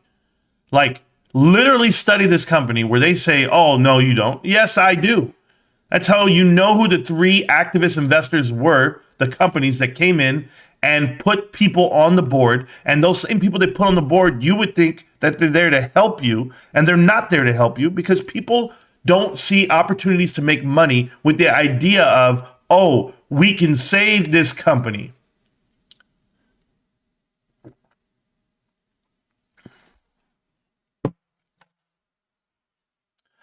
Buying a couple thousand shares doesn't make you have skin in the game. It doesn't put you there. It doesn't make you an activist. It doesn't mean Sue Gove is going to be this knight in shining armor. No. Ryan Cohen put a chunk of cash, so much so that his life and his legacy, his identity is that money that he put down on GameStop. That's the biggest difference. I hate it when people try to compare what they're doing elsewhere. Oh, they put in some money here. They did this. They did. Even the shit when he bought in on Bed Bath & Beyond to go look at the company, see what it is inside out, see who the partners are, and say, let me get the hell out of here. Yeah, I would too. I would too. And we'll keep talking. We have the 1-year anniversary for this channel in 2 months, guys. The 1-year anniversary. The 2-year anniversary for this channel in 2 months. We've been talking fundamentals for 22 months straight. And everyone that laughed at us, everyone that told us it doesn't matter, those guys don't exist anymore. All the people who said, no, it's a short squeeze, it's a short play, that doesn't matter, then they don't understand how markets work. And for all of you guys out there that are convinced that these other individuals are giving you the hope or the reason to hold, you're going to lose your money. You're going to lose it. And I don't get anything. Like, I don't get any satisfaction. I don't get a pat on the back. Nothing. But I watched the damn show last night. I listened to it, and they told me this stock was going up today. This stock that I drew a line on, I drew this line a long time ago. And you're going to tell me that it's going to keep pace. I said it's going to keep pace like this, and it fell below the pace. And it fell below the pace. Look at the line. Where is it at? I'll even show you the trend. And remember, the top of the trend versus the bottom of the trend. Okay? We'll go from even where it was sky high. Okay? To now. Show me the trend and show me what it's kept. Where it's kept, this damn stock. The trend is there. And it's been below this trend for the majority of the time. Right below the trend line. It's still in the channel, but below the trend line. This spike you see here, this is Ryan Cohen. This is when he sold. Since then, you mean to tell me, hell, let's do this. You mean to tell me since then, from when Ryan Cohen sold down to here, that's your trend. So the anomalies don't matter. The amount of time, it's actually up right now. This damn stock is above the trend line, and you're looking at $1.32. So it should be coming down, and it will come down because there's nowhere to go. Nowhere to go. What is it that would drive this company up? What fundamental are you missing? Fundamentally, the company is a terrible investment. Their lawyer is a plant. Period. These are distressed credit investors, safe havens, all of these damn companies that they go into that they know they can't survive. Bed Bath & Beyond cannot survive. They're a clusterfuck. They could probably sell more items today because they don't have any. Do you understand their merchandise style? Does anybody understand retail at all? Their website sucks. They're driven and they're held to a coupon, a 20% coupon that is religious with people. But that's a loss leader. It gets you in the door, but they lose 20%, so they have to make up those margins tenfold. And how do they make it up? By charging you. Then they have 20 different items for the same thing. It's almost impossible. That business model does not work in person. It works online. And they don't know the difference. Do you think Dragonfly is going to come in here and help out with the money they've raised? They're raising hundreds of millions of dollars. Show me the $5 billion buyout. Show me how you're going to make up for the debt that's on the books. You can't. There's no business model here. There's no path to profitability. There's no way they can pay off that debt. The covenant's way too much. You are going to have to offer shares and dilute this float, dilute shareholders' equity. That's the only way you're going to get a profit out of this damn thing. And that's fundamentally on a company. A stock price, a share price is exactly that. Go look at it. $1.32 a share. And I'm not wrong. And I haven't been wrong about Bed Bath & Beyond yet. And you guys can keep saying I am. And I'm going to keep telling you, you don't know shit about investing. You definitely don't know anything about board of directors and what it takes to run a company at an operational level. Your little mom and pop, even, hey, PPCs, even your little LLC that you're running, that shows you nothing to what it takes to run a mega business like this. You're talking about 3 different arms of a business, and you think you can explain it in a little 2-minute phone call or 2-hour live stream where everyone's there is just cussing, smoking, and drinking, and it's a cool hangout because we're degenerates and we like to gamble. But you're all wrong. Your information's wrong. Apollo's here raking it in every night. They actually sleep at night. They're not afraid of you. They're not afraid of anybody in this damn company because it's already done. When companies have $1 billion in debt, that's a problem. That's a huge problem because how much do you make per quarter? What is your path? How are you going to recover? Every damn investment has to be a recovery story. Every investment we make, it has to find a way. Why aren't we just profitable? Why can't a company just run and have a great metric system as in, hey, we bring in money, we sell product, and it's a positive? Why is that not possible? Oh, because everyone's overpaid. Because everyone has their hand out. I'm full of it, though. Bed Bath & Beyond's market cap is $155 million. The amount of money they borrow just to stay alive is more, 2 times more, basically, than their market cap. Think about it. You're going to file for bankruptcy. I try to help you all the time. I've been trying to help, man. What's the point? What's the point? I get nothing for it. I don't even get a thank you. Yeah, hey, Marantz, thanks for doing all this due diligence on everyone that's, corrupt in our board and our team, and they're all together. They all go to distressed credit investors summits where the keynote speaker is Apollo, the big brother that they all look up to. Ares, Pegasus, Bain Capital, KKR, Carlyle Group, Blackstone. You don't know how these guys all make their money? There's other long investors. There's other great VCs. Oh, there's tons of them. There's I don't know how many hedge funds there are out there that put money onto this market. Thousands.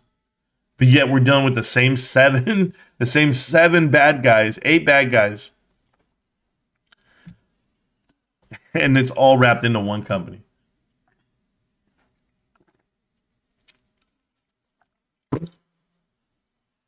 And they're coming looking for coals next. And I try to help you. And I must be a plant. Because how I find out shit and how shit comes to me, I start talking about it and then it just goes. But 5 years from now, if we can get this message out to enough people, distressed credit investors won't make as much. They won't have these leverage plays because people won't be invested, the public. Right now, they're taking the retail's money because they pumped it in front of you. Who told anybody about Bed Bath & Beyond? When did this start and who decided that it would be a good investment? That's what I want to know. How did it show up on people's doorstep? Did they confuse it with BlackBerry? I just don't get it. There's no way that this is a great investment for a short squeeze. There's nothing there. It's because Ryan Cohen bought in. Ryan's doing his own adventure.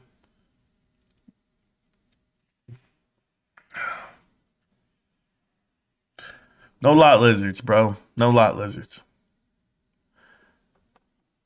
If Bed Bath & Beyond actually does run, what will you do? Absolutely nothing, Danny. Nothing. It's ran before. It does nothing for me. You know what's a run on Bed Bath & Beyond right now? Because everyone's going to tell you they're buying in right now and they're buying weekly calls. They're doing everything. It's you're buying weeklies, or if you're rolling whatever your position you had previously, you're at $1.32 and a half. We're talking about fractions of pennies now. Anyway, you get up to $2, it's a run.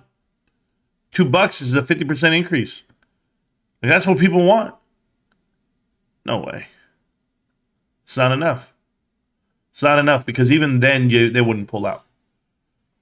What do you think it's going to go to, Danny? Think it's going to go to $50 if these guys tell you? $150? I don't know, man. I just keep buying it, bro. Two guys with a camera and a mic telling you how to spend your money. No, we're not giving out financial advice. That's not what we do here. We just pump fake shit. Okay, well then keep doing that. It's a fake pump and dump. SPY all-time highs this year. Oh yeah. You're here for fundamentals. Yeah, you brought up a squeeze. Yet you bought during squeeze mania at ridiculous price, right? What's a ridiculous price? I bought it today, Damien. Bought it every day. At a ridiculous price, I buy it every day. Go ask my people. Go ask the Discord. No one can hear you scream when AMC hits 50 cents. Doesn't matter. It's a long hold. Why do you constantly talk about ants trades, bro? It's super sus. Chris, I talk about whatever the chat's talking about. Oh, you think I started my show? Hey, what's up, Anthony? How you doing? No, I didn't talk about that. I talked about Bed Bath & Beyond and PP Seeds and the rest of the losers. But I'll talk about you next, Chris. What shit have we done, Damien? Yeah. Ants is the biggest show I've ever seen. He's one of them. F you and Ants. Chris. You said it, Chris. Oh, thank you. Are you actually blind? Yeah, he might. Yeah, I bought during Squeeze Mania. It's been 2 years now. Wake the F up. This guy. Ugh. Wait, when GME will fall? Oh, is that what you said? Okay. Wait. When GME will fall. Like, I don't understand how that's English. Will fall to the price that can be justified by fundamentals. By then? Then by? I don't know, man. How about you do you? The fundamentals itself, and man, I ain't going to explain it to you. What's the point? Don't buy, dude. Leave it alone. Let us buy it, okay? Fundamental. We already told you. Oh, man. Go watch other videos, bro. What's the fair value then? Exactly. Is Damien Day? Nah, man. I ain't even going to entertain my time with that kid. How am I going to spend my day with him? I'm going to spend it with you guys. I was like, yo, when you going to go live, man? When you going to tease us with it? I don't know. I'm live now. Oh, excuse me. Let's hear your fundamental breakdown of balance sheet and leadership. Stacks, don't ask me. This guy doesn't have it. Appreciate you, man, too. Yeah, thank you so much, man. Thank you again. Short sellers don't get scared by FTDs. They get scared by strong fundamentals. Adam Aaron sucks for him. Good. Yeah. Good for me. Yeah. I'm smoking a cig. Okay. How is this sus if he's wrong? That makes him sus why he's playing with people's money. I agree. Bro. Smoking a cig. I don't know where that part was. Because there I was talking. The fact that Antrade said he's quitting his union job to do YouTube full time after 2 weeks, bro. Yeah, you can't. They're not built for it, bro. It's totally different. I'm telling you. Do your research, man. Go look at the charts from 2008 to 2020. To 2020. Okay, I'll do that. What stock should I be looking at, Damien? I'm nervous. Why did Ryan Cohen buy at it over $100 a share and overvalued now? Exactly. Go look at the charts. I did. That's why I'm here. What the F are you here for? Oh, man. Too pitiful. Attempt to troll Stacks, yeah. He's an insider. Why does he have to do with you? He is an insider. Why does he have to do with you? I don't even know what that means. Yeah, thank you. Why would an insider buy $100 a share if it's overvalued at the price? Yeah, he gets some every year. It's just ridiculous. What happens if AMC rips before the end of the month to 140? I mean, just figuratively speaking, it goes to his price target. Y'all gonna eat crow and admit you're being jackasses? Just curious. Chris, are you gonna admit that you're just a bitch? I mean, I'm just curious. You're writing a lot of bitch statements, bro. Let me know if you're gonna admit that, because then I'll admit, yeah, that it's going to 140 when it gets to 140, bro. How about that? Oh my God, I would beat David Blaine's holding my breath underwater record if I said I'll hold my breath underwater until this shit hits 140. I'm just telling you right now, there's no way in God's green earth it's not gonna happen. Come on. Thanks for reminding me to look at the chart. It's beautiful. Thank you. The Vision is back. What's up, The Vision?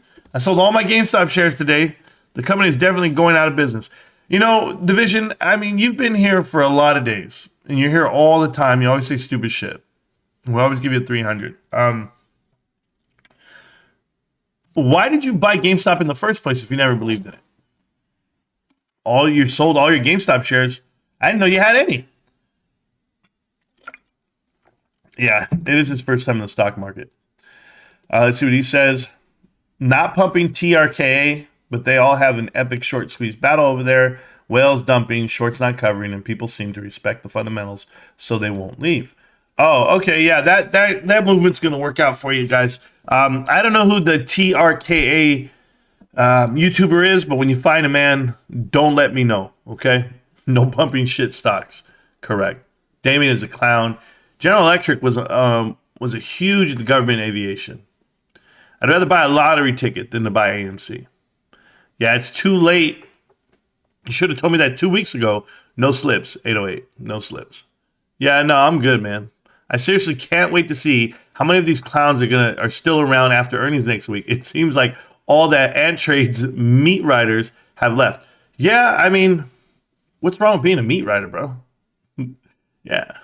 I like the guy who comes into the chat like every day and he goes like this. The only thing that Marantz is beating is the meat between his hands. And I'm just like, these guys, they type this shit up. Like they're at home and they're typing up all this stuff, man. I just can't. Rico has 2 jokes that he said now 3 times, like on 2 live streams that he's done. And it's like he's working on his jokes. And I was like, yo, man, his dad jokes are ridiculous. But Rico's 2 new jokes are, one, he goes, did you hear they're building, what did he say? They're building all new homes next to all the broken down cars in West Virginia. Something like that. And he's like, because they're trailer parks. Or I don't know what he said. Bro, I'm not going to tell his joke. It's terrible. I tried it and I'm sad. His other joke is, they raised the legal limits for drinking in the state of Alabama to 25 because they wanted to keep alcohol out of high school. I don't know where he's coming up with this stuff, but I'll leave it alone. I'm buying Ant in the corner. There we go. The GameStop has positive earnings. Forget about it, man. If GameStop does, yeah. Why are you looking at Bed Bath & Beyond chart? Why can't I? That's where it's at.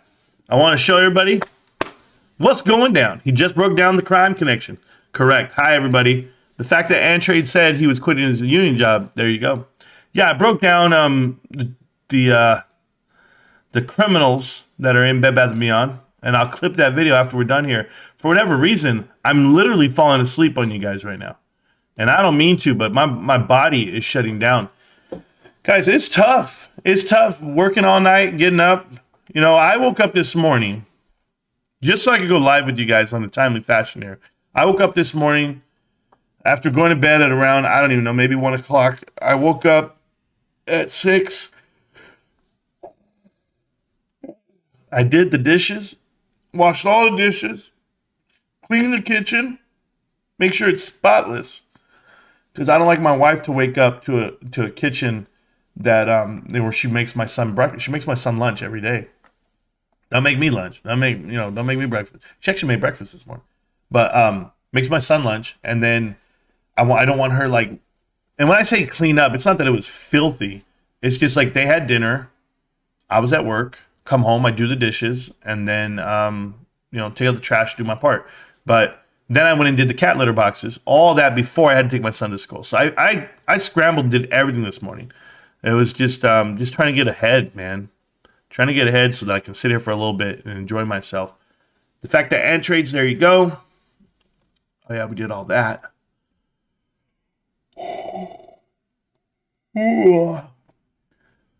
I don't know what that is. Cotera. I don't know what that is. That's what you bought. Good job, Dex. How you doing, Keith? Welcome back, brother.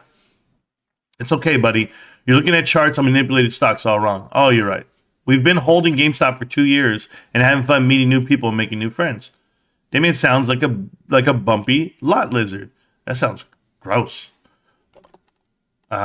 This guy's back after his 5 minutes of timeout or whatever it is. It's funny how convenient to you is to forget about shares. But I don't know what the hell you're doing, bro. GameStop's price is 18 times 4, not $18.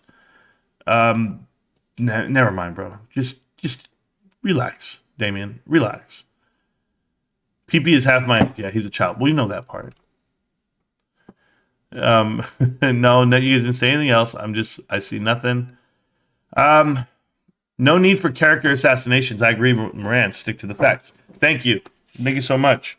And it wasn't character assassinations. It was just an assassination. Where they're like, oh, what are you doing? What are you doing? I forgot the DRS the rest of my Bobby today. Okay, well, that's cool. And Bobby is what they call Bed Bath & Beyond. Amy is what they call AMC. And the beast, the dog, the big one, that's what they call GameStop. Bed Bath & Beyond has no DRS movement. No. These are all rhetorical questions, sure. New to the channel, been part of GameStop movement since 2021. Giga, yeah, we've been here forever. We used to have a guy like you named Giga Gagamesh or whatever his name was. We've been around for a minute, though. Go check MA200 on monthly chart. Long investment, right? No, I don't check any of the indicators for the chart itself because I really don't care, Damien. The chart's just there to be there. I'm not doing any TA. I'm not doing anything. It's a great investment. 1830, why wouldn't I buy everything I have? Are you 90% down yet? Yep. T37, my ass, right? Yeah. That's not happening. No slippers, 808. How you doing, no slippers? Once again, I swear I'm not trying to pump. Get your shit out of here. Did Adam Aaron cup the balls? I don't know. Ask Trey. AMC is the easiest stock to make money with. If you trade it, it's so predictable. Marantz, go over Amazon launching their NFT marketplace next month for for a sec. It's laughable. You know, Sue, I didn't even read up on it. That's how much it's laughable to me. But when I read up on it, I heard about it. You guys put it in the Discord, but I could care less, dude. Honestly, I'm just chilling. But I'll read up on it for you in detail, and then maybe I'll give you an idea of how I feel about it. But there we go. So I'm like kind of meh. I'm deep. Blah blah blah. GME, DRS, or whatever. Yeah. Oh, I'm fine. I'll just keep buying shares too. 2 boats and a helicopter. Well, that's damn right. What's hard is I bought pre-split. I now have 4 times the shares at 1/4 of the price. I know math is hard. Yeah. Preferred showers. Cold showers. I prefer a hot shower and then a cold splash at the end. Like I turn it to cold. I let it shock my body a little bit. And I turn it off because I want to get out the shower cold. But I love getting out the shower cold. Especially with earnings coming up. I think you should short GME. That's financial advice. Oh, yeah, man. Go for it. GME over 70% short volume the past 10 days. Yet GameStop has little to no debt, $1 billion in cash, and transformation of the company in the e-commerce with Amazon executives on board. Huh. Yeah. GameStop is the threat. Like I said, I try to double or triple down, mitigate the loss in GTFO. There you go. Every stock is easy to trade when big group of investors claim to only buy and hold. Okay, cool. Well, I'm not a big group of investors. I'm me. I'm one guy. Rock Monkey, awesome as always, Marantz. Have a great day. Thank you so much. I appreciate you, bro. Stocks was easy to trade. That's why you were wrong. Yeah, most of my buys were below $2. Well, good job. Good advice. There we go. I saw Ant's picture on a milk carton. He's missing. Danny, you're not listening or reading anything we say. This isn't a trading channel, moron. Just jumped on. How's this getting worse? Mark O'Sullivan, nice of you to ask. Bed Bath & Beyond and the connection of private equity is getting worse. The lawyer they just hired a couple months ago is an absolute plant from private equity firms. All of the bad guys, all the same ones that you've been dealing with. His latest venture was with Vitamin Shop. And what do you know? They're the ones getting funding from Apollo for their next buyout, their parent group. So I try to tell you guys what it is, but hey, I can't help everybody. Or maybe I can. Same as always, dilution is not the solution. Bed Bath & Beyond, T plus 84 years. Oh shit, creeps. What about the event of a buyout? What about in the event of a buyout? Well, Bed Bath & Beyond sold out. Yeah, they did. What about West Point acquisition? At this point, it's a pipe dream. I don't know what the hell you're talking about exactly. But I don't know who buys out Bed Bath & Beyond other than when they're in bankruptcy. But they'll get there. Since Apollo is an AMC and Bed Bath & Beyond, they'll be merging. One wet towel for every sticky floor patron. I can see it now. Yeah. AMC branded towels now available at Bed Bath & Beyond. Let's do it. That's a great idea, man. Clutching at straws. They all are, bro. Is Bed Bath & Beyond going to sell popcorn? No. What the hell, you guys? You guys are ridiculous, man. They're just done. Why is yelling? Why not? Bed Bath & Beyond branded chairs, AMC theaters. That won't work either. What, Kim? I can't hear you. This is how men with enthusiasm talk. Thank you. What about Bye Bye Baby? Great question. Bye Bye Baby was added on to Bed Bath & Beyond a little while ago, and when that happened, it was not overvalued. It's the only thing of value for that company, but you don't want to overpay for it because you don't have to. Like, is that fair? Have you ever met someone that needed money and they had something that you wanted to buy? They they can't gouge you. They can't force you to pay something you don't want to pay. So you literally can offer them anything and they have to take it. This is why prostitutes and lot lizards jump into trucks for $10. Just know the difference. They have no home. I'm telling you what this is, guys. Bed Bath & Beyond is a lot lizard. Okay? AMC is a lot lizard. If you guys don't know what a lot lizard is, it's right here on my shirt. It says no lot lizards allowed. And that's what they are. And GameStop is like a high-profile escort. GameStop is like the female that you're going to pay for, and she's got no debt. She got all her bills paid. She got a nice car. She got good clothes. She takes showers. That's GameStop. Lot lizards, Bed Bath & Beyond and AMC, they don't take showers. They use hand wipes. And they wipe themselves down with wet naps. And they use public bathrooms. And they're barefoot in them. Britney Spears style. That's it. I mean, I can't tell you guys, man. Those two stocks are lot lizards. GameStop's the escort. What's up? Yo. Heidi Fleiss type style, bro. Get it right. What about it? Bye Bye Baby will be sold off after bankruptcy. Correct. Bed Bath & Beyond is great. I bought some of their plates at the dollar store. There you go. Thank you, Marantz. Yep. You know what it is. You know what to do. Prolonging it won't change a thing. I thank you, Marantz, for the research. Anytime, Hamburger. You're welcome, man. I hope they don't get to Kohl's, to be honest. I'm actually truly hoping the new CEO isn't dirty, but if so, rip. I'll have to go look into it, man. I'll have to go look into it. Apollo has a great meme stock advertising team. Marantz, do you ever walk around your house in the nude with your space helmet on? Great question. I'm going to say no. I've never walked around my house nude. It's not very, no. I have children and I have cats and a dog. I'm protecting myself, man. Walk around nude, bro. You're putting yourself in jeopardy. Things could happen. People might snag it. I mean, no, hell no.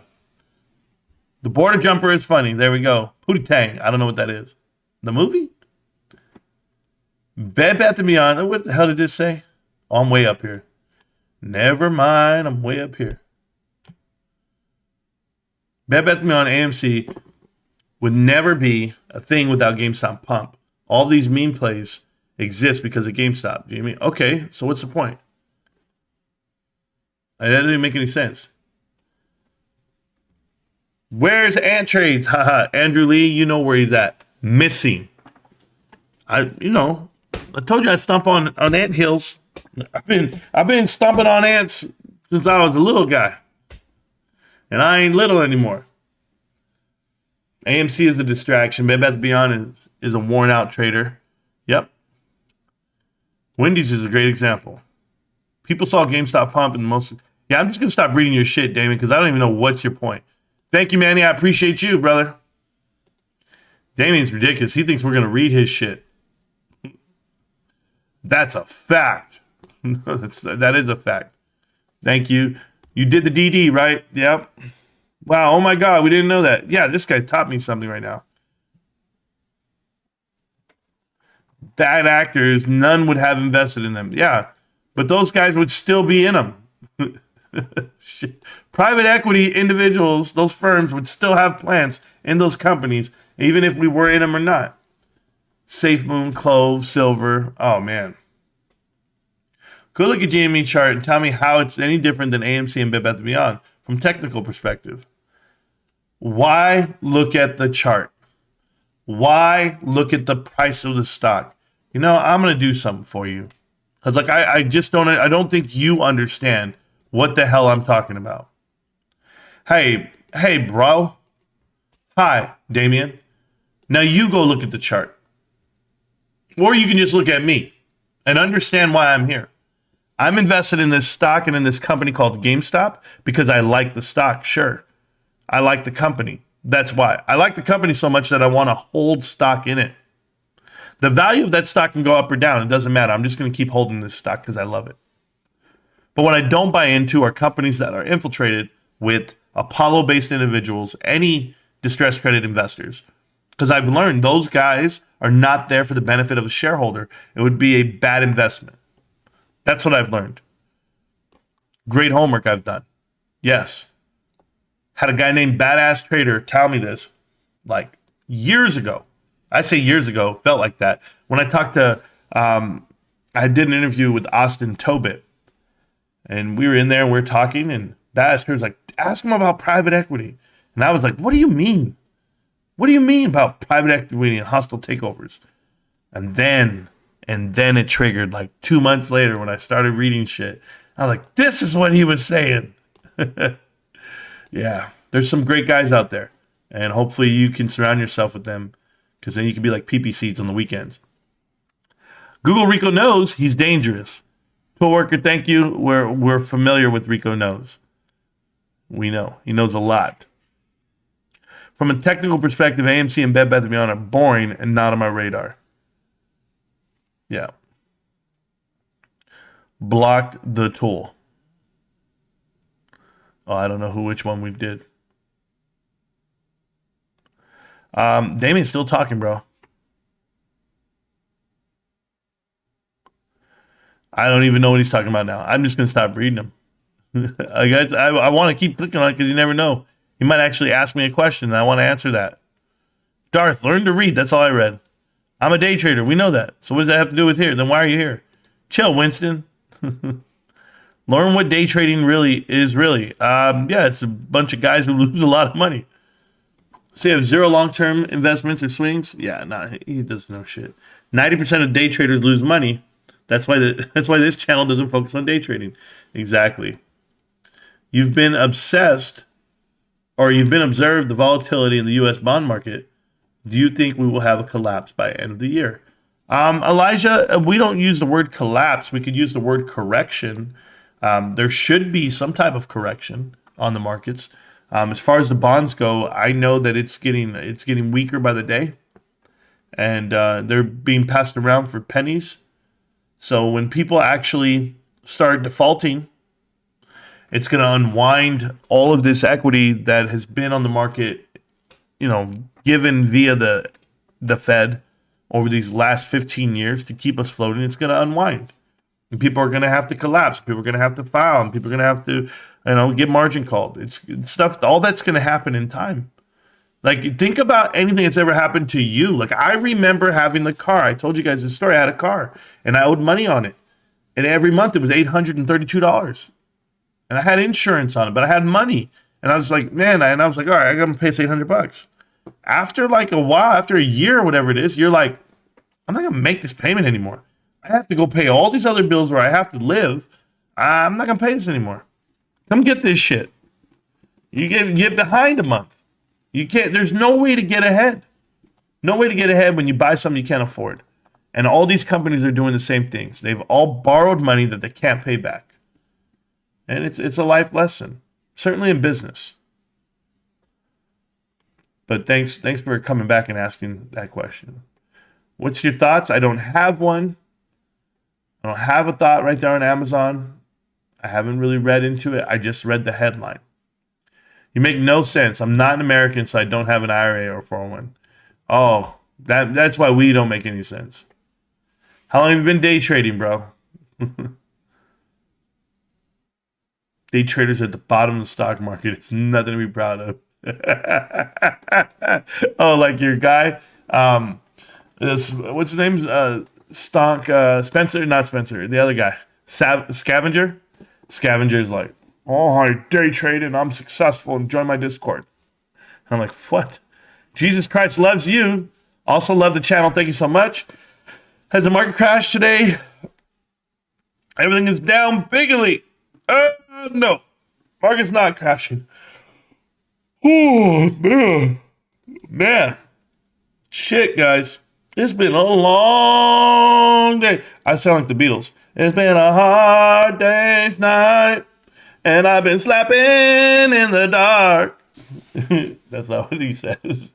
But when I think of you, it makes me feel okay. Last time I sang a song, I literally got my shit demonetized because I was singing a song and it said that I sounded like the singer, which is not even possible, right? But it really happened. And it was that Kanye West song, She Gave Me Money. When I did that shit, yeah, they go, oh no, he's singing a song that sounded like him. And I was like, yo, this is crazy. We play video games. Think we did. Oh man, I haven't played in a while. So you think Hudson Bay is Bed Bath & Beyond, and they are shorting the company. Gained weight. I don't think that's what's happening. I don't know everything about it on that end. People are throwing out the name Hudson Bay. But, let's go do something. Just because you're here and I'm on the screen, you guys can't see my other screen, so I don't have to show you all my tricks. There's this thing I do. Ooh. But I don't know.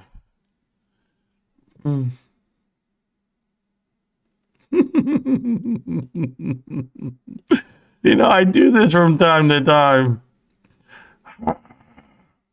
It makes me laugh what I'm doing right now, guys. Oh man, you guys don't see me on the other screen. Guys, I want to help you help yourself. Shit. Oh, he goes, hey man, I wonder. She went away. I wonder. Here we go. Oh my God. No way. No. Where is it open? It's open over there? Okay, cool. Not that one. Not that one. Sycamore and Hudson Bay prepare Coles bids. Oh, guys. It's getting better. Oh, man. I want to know, is Hudson Bay a part of Hudson Executive Capital? I need to know. I need to know that right now.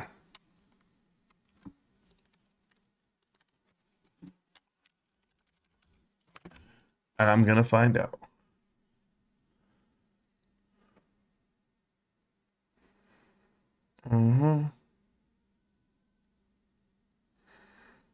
I wonder if that's part of them. I got a whole bunch of answers here, but Hudson Executive Investments. No.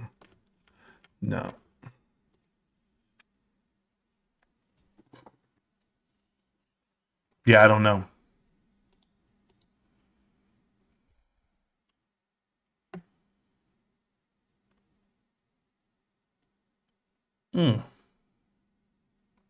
Guys, I do a lot of reading. And I don't know if that's them, but let's see what we found. You guys want to see it?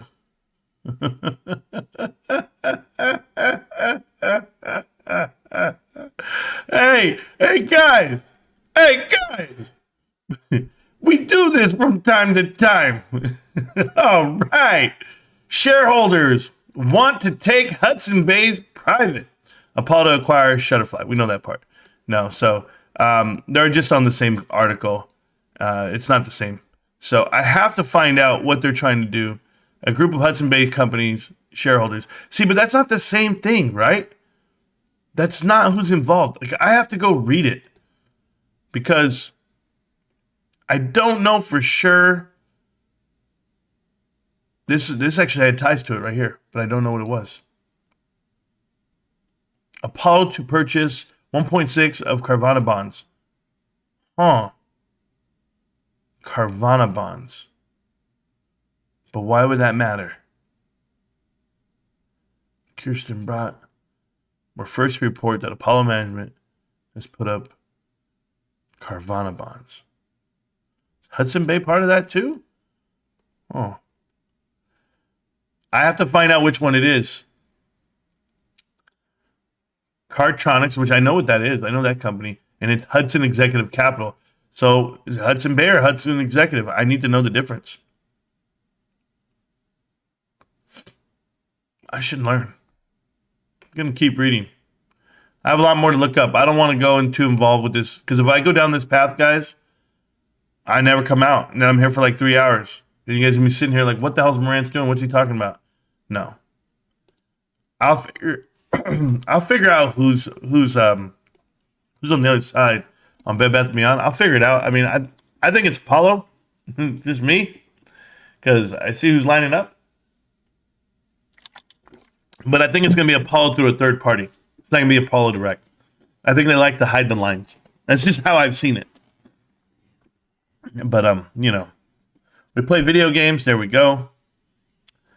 Yeah, I just wouldn't believe the narrative of the names they put out in front of you guys just off a jump. Like, they're like, oh, Hudson Bay, right? And then just out of nowhere. And they're like, oh, so-and-so was hired, like Carol Flatton. She was hired. Oh, she's an inside track. She's on the inside track. She's with Car Icon. That's our Car Icon plant. And you're just like, what? Really? And then you go look, and she's with Alex Partners.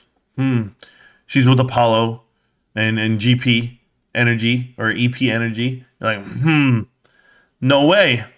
I mean, how is it possible that her, Sue Gov, James, whatever his name is, the other guy, the guy with the K in his last name, whatever, all these people, even David, are all tied to companies that have direct ties to Apollo. How is it even possible that it's okay? How have you guys not connected these dots?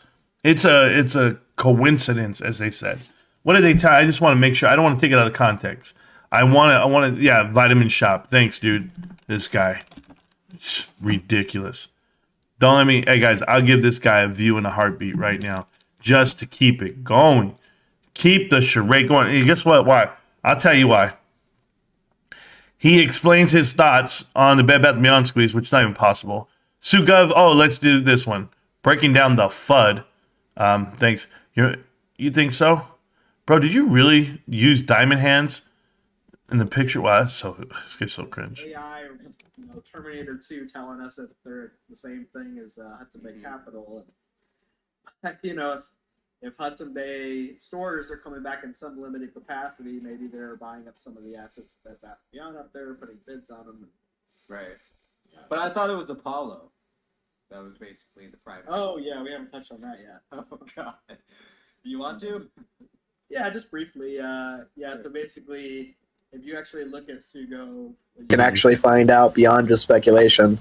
I love the poster too. He's like, "Well, you're just speculating." It's like, dude, you're speculating as well. Yeah. And how like I answered his a friend of mine answered his questions directly, and he would keep going back to this thing. But so they're trying not to dox themselves because they answered the questions directly to Badass Trader, but he doesn't want to tell you what his Reddit post is on there. Maybe it's his burner account, maybe it's not. But don't say that your friend of yours did it or you did it.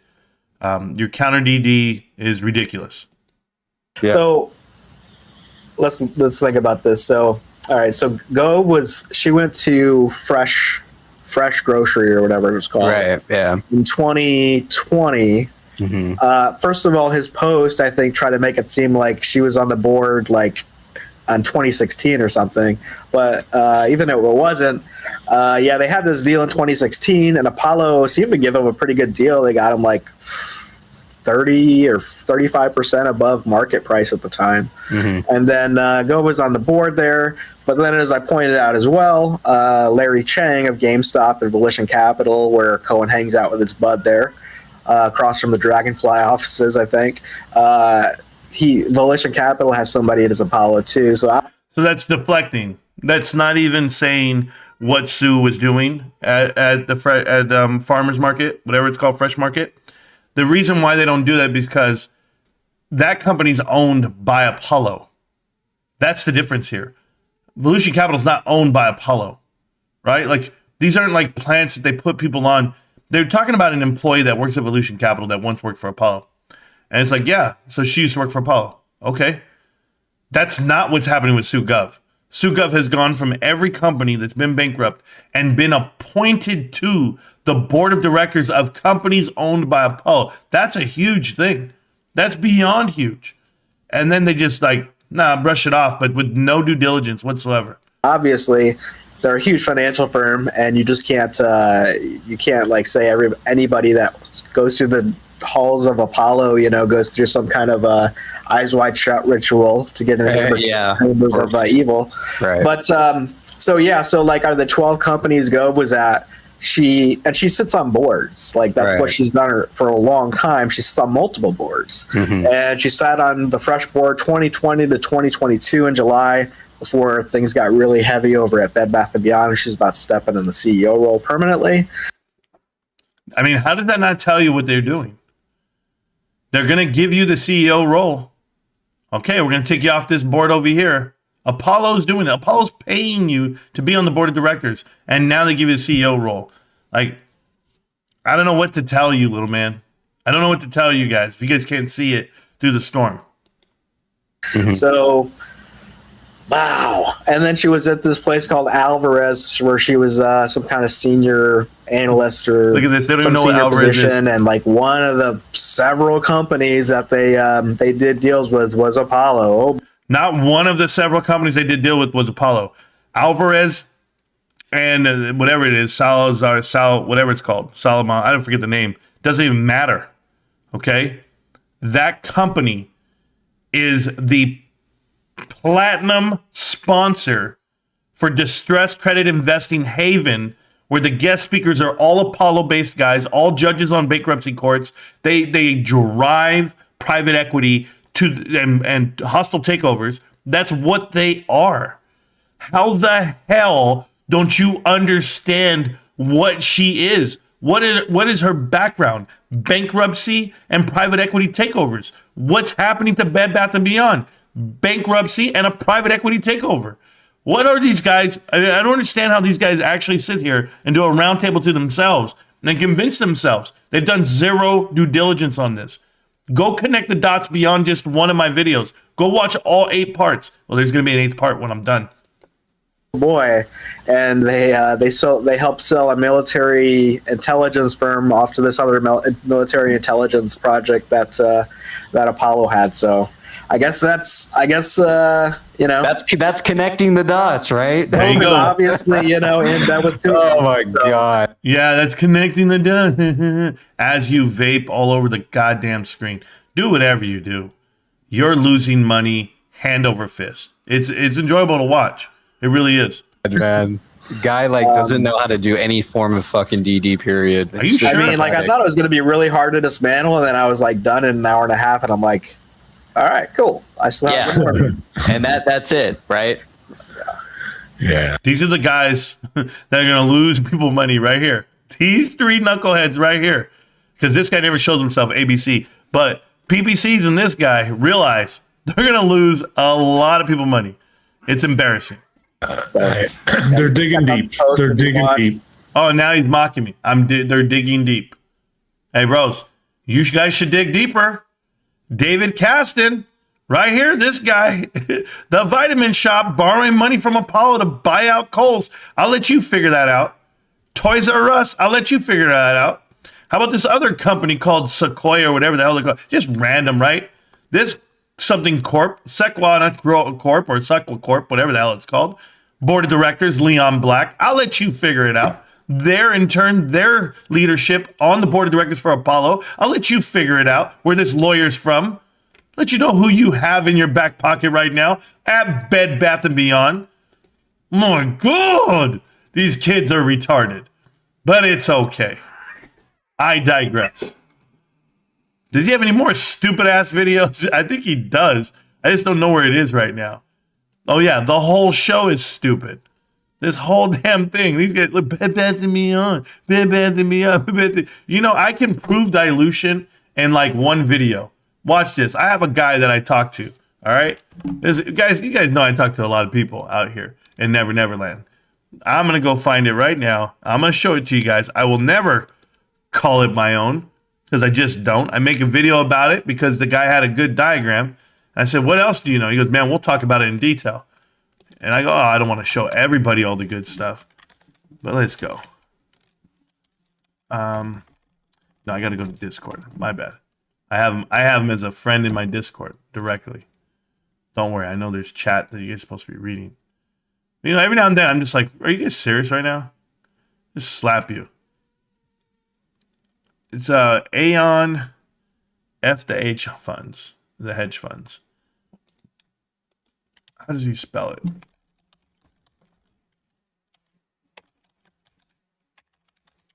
I want to see if it's like that. Man, is it?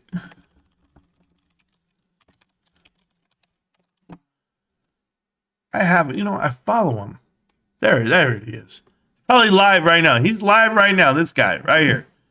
Good ass dude. But let's go ahead and look at this.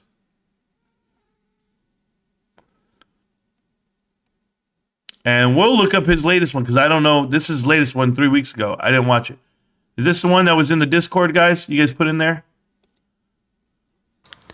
All right, how's it going, everyone? This is Why isn't it going up? You guys put Remember, this one is in there, right? financial advice is for entertainment purposes only. So I'm just going to jump right into this because this, Right here. like, this is just a huge amount of dilution. So that means that every single one of your shares is worth a fraction of what it used to be when you had that much dilution, which will drive down the stock price because they only have a certain amount of assets. So when you start looking at how many shares per asset, when you start looking at book values, this is not good for the stock. You know, people are going, well, you're just, you know, spewing FUD and you're a shill. No, I actually care that retail doesn't understand this. Like, that's the reason why I do this. I don't make any money on YouTube. I'm just trying to stress that if you are in this play, you need to understand one thing. If you don't understand this dilution and what it means for you and your share price, you're going to need to learn real quickly what this all means. Because can the company survive? Maybe. They're going to raise some money from this, right? And the money's not going to go straight to redoing and fixing their business, though. A lot of their money that they're going to get is just going to go to bondholders so they don't, you know, shut down the company basically and say, you owe us, you know, X amount of months, you know, that you missed payments on. They're basically having to pay back their bank. So basically what they're doing is transferring wealth. They're basically taking shareholder equity right now and they are giving it to their bondholders just to stay afloat. Now, the alternative would have been basically file for bankruptcy and then your shares are worth basically nothing because all the people would have gotten paid first. Because if you have common shares, you know, the most time, by the time bankruptcy happens, your stuff's worthless because they have to pay out any preferred shares first. They also have to pay out bondholders. And by the time they liquidate everything, the last people to get paid are the Class A shareholders. All right, so this guy knows a lot about Bed Bath & Beyond. I talked to him on the side. We're trying to get him on the channel. I've been trying, but we can't line up because he works a lot and then he does his day trading during the day. He's a day trader, really. But he talks about Bed Bath & Beyond in detail with me, and I got some good insight as far as where it's headed. He says, without a doubt, it's dilution. And you can tell by the volume. You can tell by everything. And I made a video talking about it after I talked to him and after I did some more research on what it is that this dilution tracker actually means. And we'll go right there right now. So this is dilution tracker right here. You guys can type it in. You might have to sign in. I had to do a free trial and all this other stuff I had to do. But it doesn't cost you anything. You can get some stocks. If you want to go more in depth, it'll cost you money, but I don't. It's right here. If you look at it, the float is 115 million shares. The market cap's at 161 million. And that's because right here, initial 236 million, preferred covenant, or converts with variable conversion price, 92%, lowest VWAP in 10 days, with a floor of 71 cents. Okay. So ideally they have to keep, this is with the newest setup that they have for the warrants, they have to keep the price above 71 cents, without a doubt. So when you look at this right here, this is the potential dilution. And I want to make sure you guys can see it. So I'm going to zoom in so you guys can read what I mean right here. So this is Bed Bath & Beyond's float. This is how many shares they've had over a lifetime. Now the blue means current outstanding of 117 million shares. Their light blue is an at the market offering. That's what they're doing. They're selling off 76 million shares to the public. They have that ability. The warrants represent 469 million shares, and the convertibles preferred represent 100 million essentially. So the dilution of this stock will happen over time because they don't make money. Fundamentally, the company makes no money at all. So they need to go get more cash. And the only way they're going to get cash is to convert here. So as you look at this right here, cash on hand is the cash infusion they had, but they're currently at around $80 million. They were in the negative, and this is why they fell through, and this is why they called the covenants on them. That's why they called they called it, and then they took it back right away because somebody found more money to put in. But the more money you put in, the longer that you're stretching this out, and it's all based off of what? A buyout, a leverage of a buyout. It's basically the what I call a hostile takeover. So here are the warrants. So on February 23rd, you guys saw what happened. They actually said, we're going to give you more money. The known owners are Hudson Bay. Okay, they own these warrants. When they own the warrants, they issue them, but it does not mean that they are actually letting them out right now. But look at the amount of shares that rest on each warrant. Okay, so exercise prices at 225 and 615. So if the price were to pop up, which is people are, it's going to pop up. I'm just going to tell you right now, 225 is where you're at, and that's going to be a problem, guys. Okay, if they can get to 225, they can exercise a convertible bond, and then they would dump the shares. It's the same thing that happened to Mudrick on AMC back when the stock ran during the take away the buy button issue. The stock ran, Mudrick's bonds converted, boom, and they got shares for him, and they were able to sell them off. It's going to be the same way. These guys are at 615, 225. Another known one is here, the convertible right here, preferred, 237. So let the stock run. You're going to dilute it as it runs, guys. It's going to get bad. You'll see a spike. Maybe it goes up a little higher than that, but it's going to dilute instantly, and that's what's happening here. They have the ability to sell another $100 million worth of shares. I don't know why they're not selling them or what's going on, but that's on them. This was depleted, 12 million shares. They actually sold them all off. They did sell off the 12 million here and raise some money. The shelf one here, this is forever. I guess they have all this float is here, outstanding shares of 117.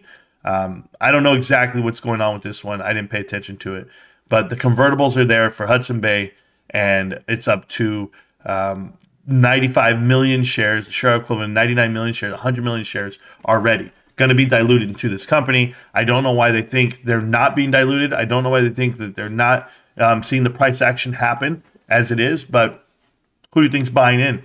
Anybody at this point, because here's how the takeover happens, okay? And I'll just put this out there.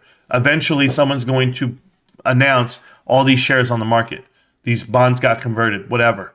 When the warrants get converted, I apologize. When it does happen that way, who bought them? Who bought the shares, and now who has control of this company? Hudson Bay, via these warrants, once they're converted, well, then someone will have control over 50%, almost 50%, 99 million shares, in addition to the outstanding warrants that they hold. I mean, they're going to hold the whole company. That's why you say lenders own this company. The bondholders, yes, to a point, but it's going to be the lenders themselves. So this is why you have distressed credit investors. This is why you have companies that are being hostilely taken over, and this is why they have the leadership in place that they do. David Caston is the same way. Sue Grove, Carol Flatten, Harriet Edelman, a whole bunch of them they're all the same people. They're all there for one reason. The one reason is to guide this through so that people make billions of dollars. They're stepping over pennies to get to billions. That's the difference here, if you guys don't know.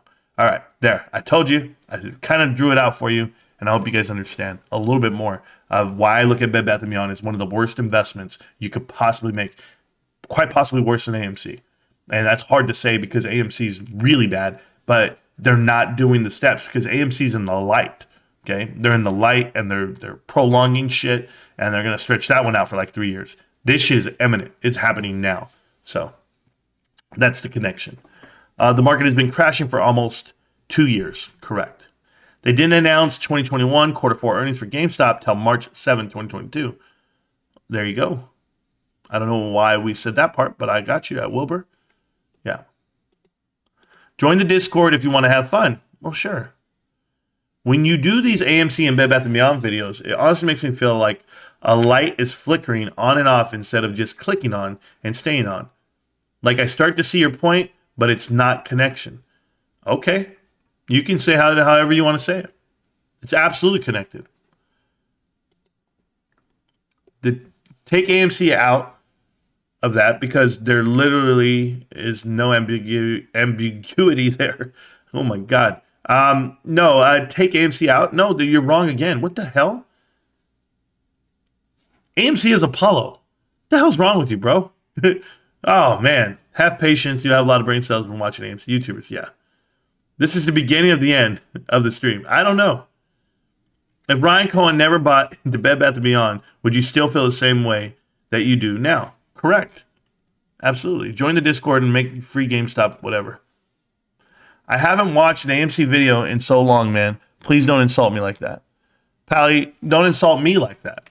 Don't insult me as if I'm not doing the homework that you could be doing yourself. I don't hold any AMC. Good. I never bought into Bed Bath & Beyond. Then what are you complaining about? I'm a calls guy. Yeah. Good luck, man. I made a good amount of money throwing 250 into leaps. All right. Well, there you go. Good luck. Options make money with little risk when prices are low. Oh, thank you so much. So it ain't so, Coles. Say it ain't so, Coles. Say it ain't so. Oh, no, it's real. Wrong channel about that stuff. Yep. I like how Tony is doing live streams of markets with mayflies and playing Netflix in the beginning. Yeah, I heard that, John Jar. I heard it too. He started playing the music I'm playing. I'm done with that kid. Copying, bro. They all copy. What do you want me to do? I've seen your comments on other videos, so have I, XBit. We know what it is. He swung 3 times hard, yeah. When do you think GME will go up? Kung Fu Brandon. When do I think GameStop will go up? I don't know. Maybe 10 years from now? Maybe never? We'll go with never? Is that going to matter? It doesn't matter? I mean, yeah, I really don't care. Hopefully never, so we can own it all. There you go. AMC liar, I thought you were the leader. There you go. Wow, you're so smart. AMC liars it says hashtag goof. I don't know what that means, bro. Are you trying to spell goofy? Bro, you're tough. Let's see what else we got here from these guys. Don't worry, I'm not going in. It's barely 11, bro. Don't you have money? Oh, my bad. Yeah, you should get a job. Oliver's papa said something, then he retracted it. They'll pay you money for work. Some even give expert. There we go. Here he goes. Difference is Pretty Woman versus the creature from Breaking Bad. I don't know who the hell that is. Got a coworker to buy 15 today. Benjamin, good job, man. So yeah, I have a coworker too. She claims she's gonna buy 1. I said, go ahead. It's $18. It's not Apollo. Just saying. It's not their style. Maybe it's not Apollo. Why? Not direct. It can be. It can be. There's no coincidences. It's not how they do things. They're not silent. They force it because there's nothing. Don't do that, RP, because they have been silent. They have been around the corners, and so has Bain Capital, and so has everyone else that's done it this way. Just know that it's someone. Just know it's being hostilely taken over for pennies on the dollar, and it's going to happen. There's nothing that you can do. There are no good guys here. Not in that stock. And that store in the BG and the Computer Advantage America, I don't know what that is. This is someone else. Maybe the same strategy, but different. I'm listening. What's your point? They're enriching their friends. Yep. AMC liars. Marantz is a goofy. Oh, man. So are these mods. Just look at the non-intellectual mods, and they can't even discuss options. DFV made $50 million off his options. I'm not DFV, but I know how options work. DFV made money, right? Or did he not? He didn't sell. He exercised. Put more money in. If the prophet said he took, just so you know, that was the play at the time. The play was it's undervalued. He could buy some contracts and make money off of that. I'm not doing that. I'm not invested for those reasons. I'm not here to buy options. I'm here to buy shares of a company I love. That's it. So it's not that they don't understand. You don't think these guys understand? You should go hang out in the Discord. You'll see what they understand. Options are an easy way to make money when you know what you're doing. I lost money on them in the past, but I've made my money back 100 times. Pally, I've made a lot of money by going to work. That worked out for me. Sorry. If Hudson Bay is involved, they're effed. I learned about Hudson during the marijuana stock pumping up days. I'll check them out, John Diamond. These guys will spend a lifetime not learning anything but hating on others who easily surpass them. Oh, man. Where? Where? How long you been trading options for? You need to educate yourself. Oh, man, pal, you're picking the wrong fight, bro. Jesus, pal, take that shit to the Ants Trades channel. Or Blunts or Bigums. Someone in Hudson Bay has broken NDA if it's them. Don't think it's them. Wouldn't want to lose their cash cow from the technicality. Yeah, we know. You just direct. You just distract. Don't watch anyone. Oh, cool. You do. You're here. But yeah, I hope GameStop crushes it for you guys. Seriously. Okay. Your hope does nothing for me. Your hope does nothing for me. So I don't care what you hope for. You cannot add more than 4 new board members because of the covenants of the bonds. Well, there you go. AMC bags, they're heavy. Yeah, I'm an options guy. I know. Oh, sure you are. Sure he is. Then he lost a lot of money on AMC. People on here trades options. We just don't talk about it because this channel is not about trading options. Correct, DRS. He doesn't know that. We had, if you remember, we had these conversations like 2 years ago where I told everybody, if you're going to talk that option stuff and do the day trades, go do it somewhere else because that's not what we're talking about here. But XBit's a great options guy. I'm an options guy, exactly. The people who feed him info seem sus, like plants. So they just guys go along with the stories. Yeah, it's all the same way. They're all developing one story over there. It's an echo chamber of what if.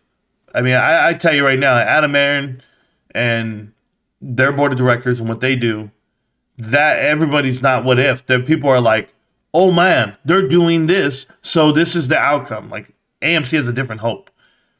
Bebeth Mion's totally nothing. It's like a ghost. It's like hey, did you know that guy walked across the street yesterday? So our stock's gonna go up. It's stupid like that. I love options, but do I share options in Ameritrade and Fidelity and Vanguard? I don't even know. Yep, 50 cents. Is it Sequoia? Is a big fish? Sequoia? I don't even know. That AMC guy gives me financial advisor vibes. ABC guy? Yeah, he hides, man. A man made a ton on ATER. Okay. Last year I got in at 2 and sold at 6. Awesome. Gator don't take no bullshit, all right? Bad financial advisor vibes. There you go. Does this guy have 18 premium spots left on his, his Discord? They all do, bro. The bonds. Oh, here we go. The bonds hold the covenants that keep the board in place. Have to pay off those holders first before any changes can be made to get rid of BCG and Apollo plants. Can you show us a historical dilution chart for GME as a comparison? They don't have one on dilution tracker. There is no dilution for GameStop. Just so we're clear. They had an offering of 5 million shares. That was it. But they don't have one for GameStop. I'm pretty sure that's what I saw here when I did it. Because I already had looked it up. No results. Yeah. I go like that. Nothing. So when you do type in GME, they do give you something. It's here. GameStop. But they won't give you the chart. There's nothing there to look at because they don't have any warrants. They don't have any bonds. And they don't have any dilution. Nothing at all. So it's an amazing company. Estimated cash per share is $3.42, which is awesome considering they're not negative, but there's nothing there because they're not negative. Does that make sense? I hope it makes sense. You can't ask for dilution for a company that doesn't have a dilution. Offering is going straight to debt. Stated the prospectus in Bed Bath & Beyond. Won't receive much, if any, of the proceeds. Bonds at $1.2 billion payoff. Offering is up to $1.2 billion. Yeah, but it's not even going to go that RP. It's going to go even more into debt because there's interest. They're losing money as we talk, and they're not going to bring in as much top-line revenue. It's going to be really bad. It's going to be super bad. AMC chart is pretty dead. Yep. Sell your AMCs, smoke more weed, and eat more eggs. Eggs are expensive, guys.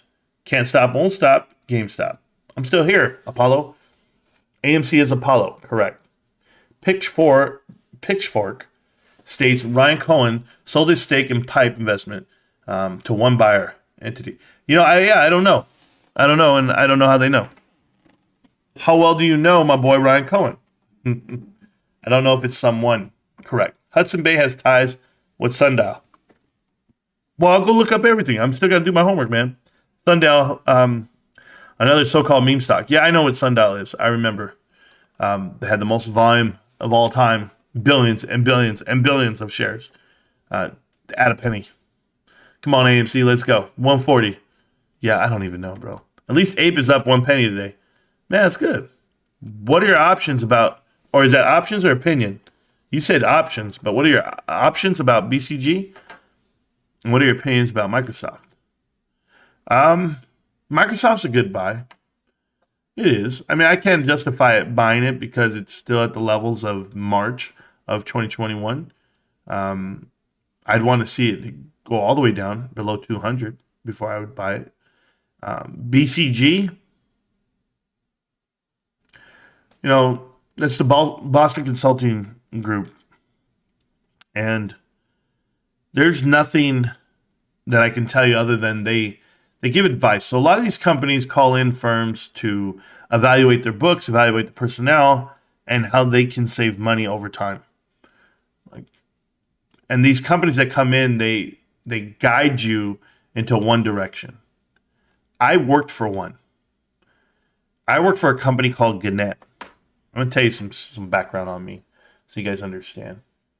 And I told this story before, but now that I see it from my viewpoint, okay, and what's happening, it actually happened to me, guys. It happened to me. Let me go look at it really quick. So Gannett gets bought out. Gannett layoffs. Look at that. Gannett careers, Gannett news, just Gannett. If we go to Gannett, and we go to Wikipedia, I worked for this company for 3 years. I was senior sales executive for recruitment advertising. I held a national account. I was salesman of the year 3 years in a row. Great company. And when I worked there, they had a partnership. Yeah, the New Media Investment Group acquired and merged with Gatehouse Media. Yeah, but who did it? Because I remember when it happened. It was in 2009 is when all the shit went down.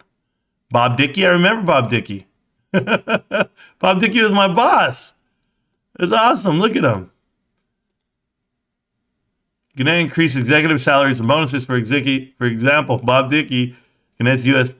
Newspaper division president, was paid $3.4 million in 2010. Yeah, go look at Bob Dickey's history. The guy was right here from Palm Springs. Yeah, that's my boss. Wow, I didn't know he made that much. I forget to tell you that we will not be able to avoid layoffs. Yeah, you son of a bitch. He made millions, and he was laying me off. I got laid off of this job, guys. I've never read into this company again. But Gannett is actually owned by somebody now. Acquisition. But it's owned by one of the firms. One of the bad guys. Split in further details. Yeah, you see this right here. They broke off from Cars.com. They broke off from CareerBuilder.com. And that's the division that I worked for. But right here, look at it right here. Here it is, guys. I'm a plant, by the way, apparently. Apollo Global Management funded acquisition $1.7 billion. The combined company assumed that Gannett rather than the name Gatehouse name and Michael Reed. So it was Apollo. So check this out, guys. God, man, Bob Dickey, that's my guy. Okay. So I used to work for Gannett. Okay. And I was fresh out of the military. I was actually traveling from Georgia to California. I wanted to get a job. And they hired me as a cold call salesman. And I'll explain. So, and I've said this story before, but so if I'm going over it again, I apologize, guys. And I'm going to read the chat while I tell the story. Don't worry. Let me make sure. Meant BBC, whatever, blah, blah, blah, blah. Apologist does some BCG bidding. Yeah, I can look into the deal. I can see what happened, but I'll tell you what happened in real time because I was there. So we're selling, we're making money. In 2007, I made more money than I could ever imagine. In 2006, actually, I had got hired in April of 2006. And when I got hired, they basically found me a desk. I was making $14 an hour. I still remember. $14 an hour plus commission. And they gave me a desk and they gave me a stack of paper and a telephone. And they said, this is all the account. These are all the accounts that don't advertise anymore. Start calling. Get them to advertise. They would give me 15% of every ad I ever sold. It took me a month and I was already making $4,000 commission because I was literally selling every time I picked up the phone. It was awesome. I didn't care who it was and what's going on. Yeah, some auto dealership or some, what, you guys aren't hiring right now? What are you guys doing? And I would just talk them through it. Well, if you guys want to hire, you want to have an ad up at all times. Aren't you guys hiring salesmen all the time? They're just coming in and out. What about the college? Yeah, you guys have faculty positions. You guys are hiring because I was a recruitment sales executive. That's the route I was going for advertising. And I'm calling, I'm hustling. I'm doing this for 6 months and all the way till like December. So maybe 8 months. 8 months of doing it. Finally, I get the position that I wanted, the permanent position of the person above me because she had got let go. And we all applied, we all auditioned, and I won. And I won the account. And so now when I have a national account, I'm sitting there and they're like, hey, now you're in the big boy spot, right? Like you get to move your cubicle. You're now partnered in with like a whole team. You have a team of graphic designers. You have a team of ad specialists. It's just you. You get to plug in on the mic and sell and do your shit. And it's amazing, man. So you go to work. I'm 24 years old at the time. Yeah, I was 24 and I was just sitting there and I'm like, all right, here we go. Hi, blah, blah, blah. How can I help you? I used to answer the phone. How can I help you, sir or ma'am? Just like I would in the military. And they tripped out on that. And I'm talking and selling, making money. But I learned how to manipulate the commission structure because I didn't agree with what they were trying to push me to sell. They would push me to sell a certain product based off of what they would pay you to sell it. Now, you guys know I'm a guy with fundamentals or a guy with integrity. I'm not going to sell something I don't believe in. So I would tell them, I'd be like, yo, I'm not going to sell them, this extra widget. They used to actually want to sell a widget is what we would call it. And you would put it up on the page. It was like on your MySpace page, but it was called My Desert. So you had your own My Desert page and you would put a widget and it would be a click through. And they would actually they would actually count like all the impressions, click-through ratios. So you would sell based off a click-through ratio on this thing, but it wasn't mass adoption yet, like it is today. When people put up ads and you click through them. So I would sell, and I'd be like, I'm not selling them that widget. No one uses it. No one even knows what the hell the website is. They're doing TV, they're doing commercials, and they're doing print. Everybody had a newspaper back then. They had a full-page news ad or something, 5x5 with color. I would sell that. That would make me money. Then CareerBuilder.com came out, and if you guys remember CareerBuilder, they were made off of monkeys. So monkeys were their mascot, and they were at the halftime of the Super Bowl. I remember it was banging, man. It was like, yo, they got the Super Bowl commercials.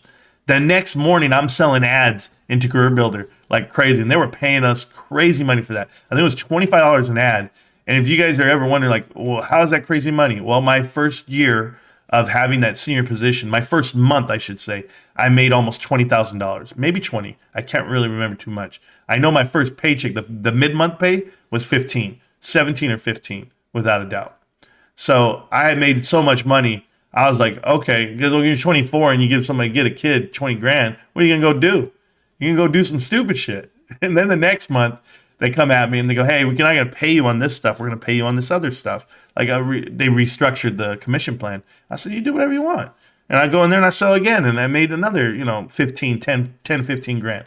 And so you just average that every month. You're accustomed to this money. And you're a victim of it. When you're at that young age, you're a victim, and you should not be making money like that. If you're not living the right way. You could make money like that if you're investing. And at the time, my investments were trash. I wasn't doing anything with the money but spending it. And I put some away, but not enough.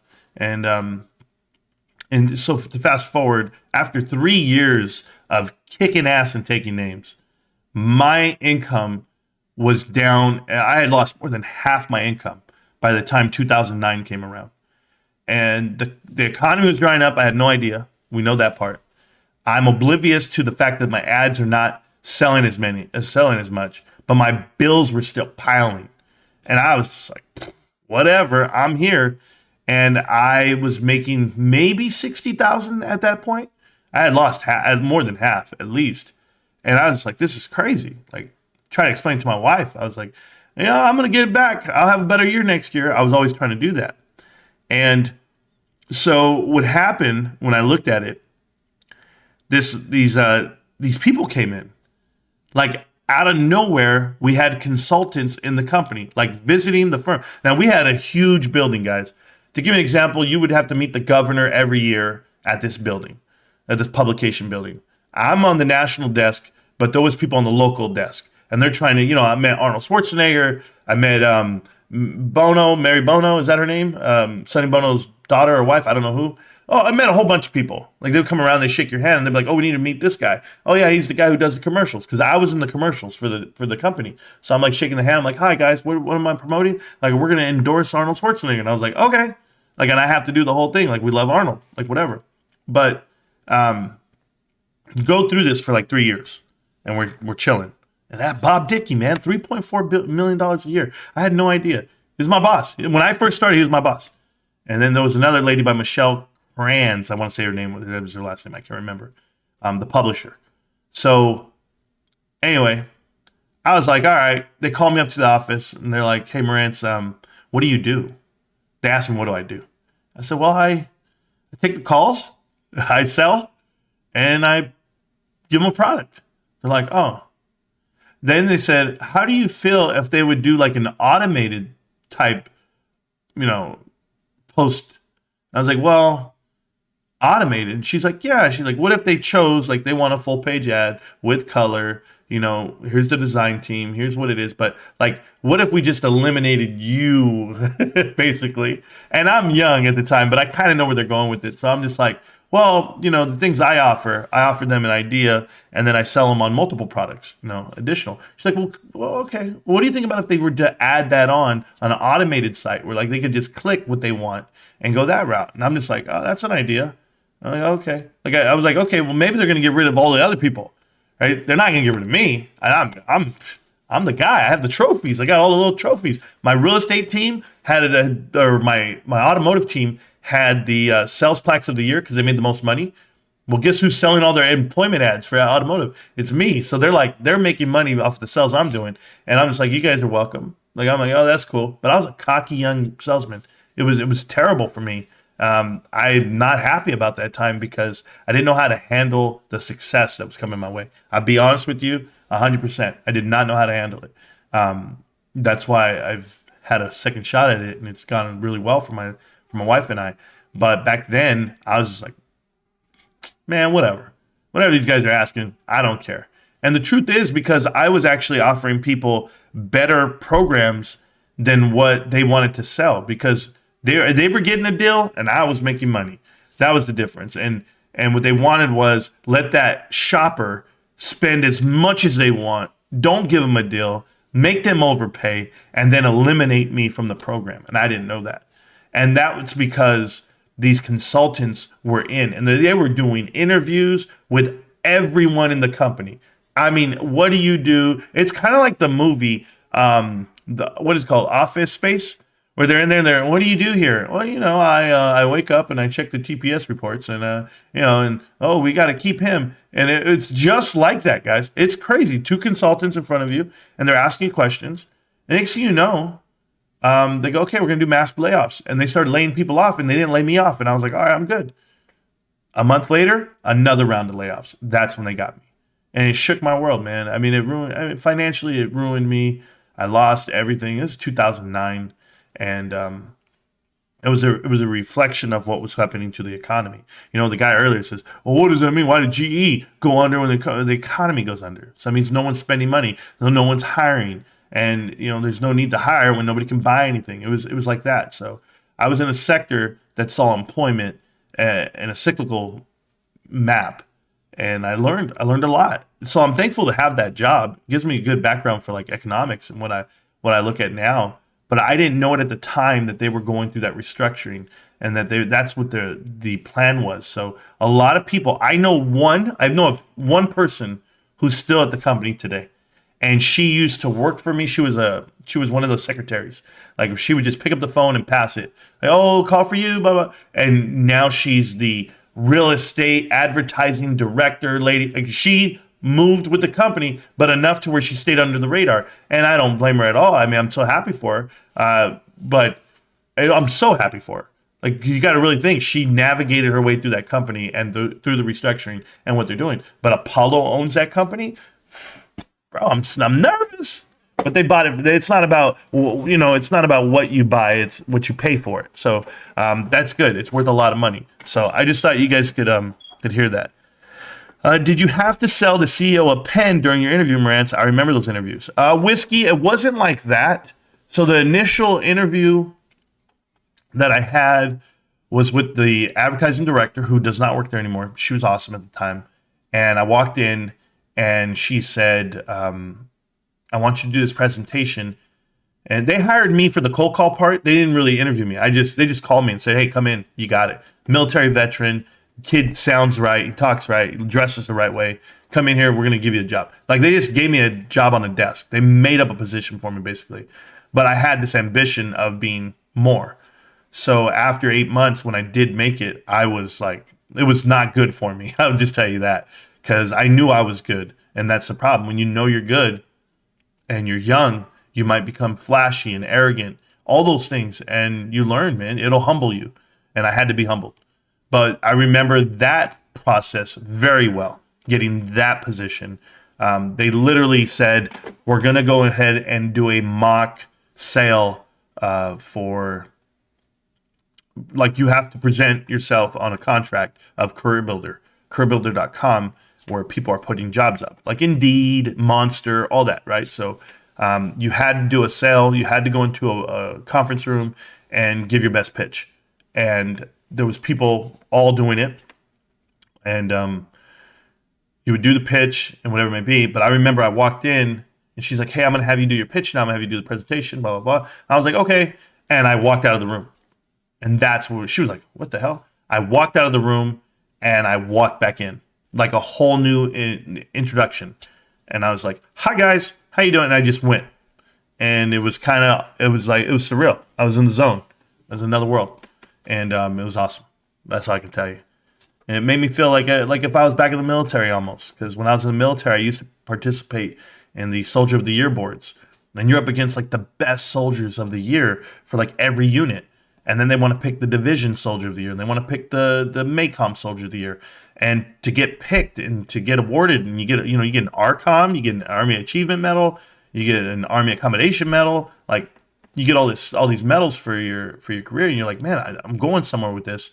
But even then, that all prepared me for where I am today and how I got my position today. So sounds like Marantz is owned by Apollo. At the time, wow, Apollo wasn't in the company. That's cool. But the company I used to work for, yes, is now owned by Apollo. That's scary because I know that they don't make money. You know what they did? They took the whole advertising firm, the whole part of that, the classified section, the online, the internet, everything they did, they outsourced it to someone in like Milwaukee or something. Well, if you would call the local newspaper and you wanted to put an ad in the paper, or if you called and you wanted to put a job posting up, you literally couldn't do it locally. You'd have to call this 1-800 number, and it would be automated. Boom. Even the printer, printing the paper, they stopped doing it there at the printing mill, which they had a printer mill, huge room. And they start printing it in Arizona at the Arizona Republic. So it would print in Arizona Republic 2 a.m, and it would drive all the way over. It would be on front doorsteps by 6 and 7 o'clock. I don't know if that's early enough for some people, but that's how it was back in the day. Finally got one. How you doing? What is it to you? There you go. Oh, damn. I'm way behind on the screen. Oh, there you go. Sounds like, there you go. Jesus. He's a lightning warrior, 140. 4K shares traded pre-market, 1.3 million traded as we speak.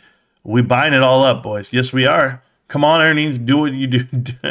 Do we even know the date of the earnings yet? Wait, I just did see the AMC vote is in. March 16th. That's the date. Mother of all liquidations. Cool. But yeah, so my point of the story was, when they come in, the consultants, it's a scary feeling. It is. Certainly if you're thinking about your livelihood. Like for me, I remember I walked in and they told me, we're going to let you go. We're going to lay you off. And they gave me an envelope. Here's your severance. Get a little severance package. And give us your security clearance cards. Give us everything. You can't go back to your desk. And you ask yourself, like, what is so confidential that you can't go back to your desk? And there was a non-compete clause out there because I knew everybody's budget. I knew everybody's budget. Like I knew all the casinos, all the dealerships. I know everybody's budget for advertising. So I could go to the next advertising firm, whether it be radio, print, TV, whatever it may be, and go, you know what? I know what you're paying for all that. I'm going to give you a discount. We're going to beat that price, and we're going to do it this way. I could have done all that. But the truth is, when I left that environment, my wife, God, I love this woman. She said, hun, it is not healthy for you. Going to mixers and doing all this lifestyle that you're living is not healthy for what we're trying to do here. That's what she told me. And when she told me that, it kind of opened up my eyes. And she said, we don't need it. We don't need it. You don't need to go scramble that way. I was working crazy amount of hours. I was always in front of the mayors and the city council and everything I had to do because I had these connections where people were going to spend money. Advertising, period. Sponsors for everything. It did not matter. And that's why I got to go to like movie premieres and all this other shit. And my wife was like, oh, this is a cool part of this job. I was like, yeah, it is. But no, got to let it go. So I got away from the public eye, started grinding, and now I'm back in the public eye. But it's in a different light. It's cool, man. When exactly is the earnings? And what is our plan? So it's March the 16th. I'm off that day. I'll be live. I'm going to negotiate with my wife to pick up my son. I'm going to have to offer her a lot of money to do it because I'm off. She's going to expect me to pick him up. I just haven't told her yet, guys. Wow, it really is 1.6 million volume on GameStop. So bullish. Yeah, let's go look at GameStop, man. Yeah, bros. Hey, let's vape and let's smoke on a pipe. Let's do something. No, I'll never do that stuff, guys. You guys will never. Hey, I could say that the rest of my life right now in front of you.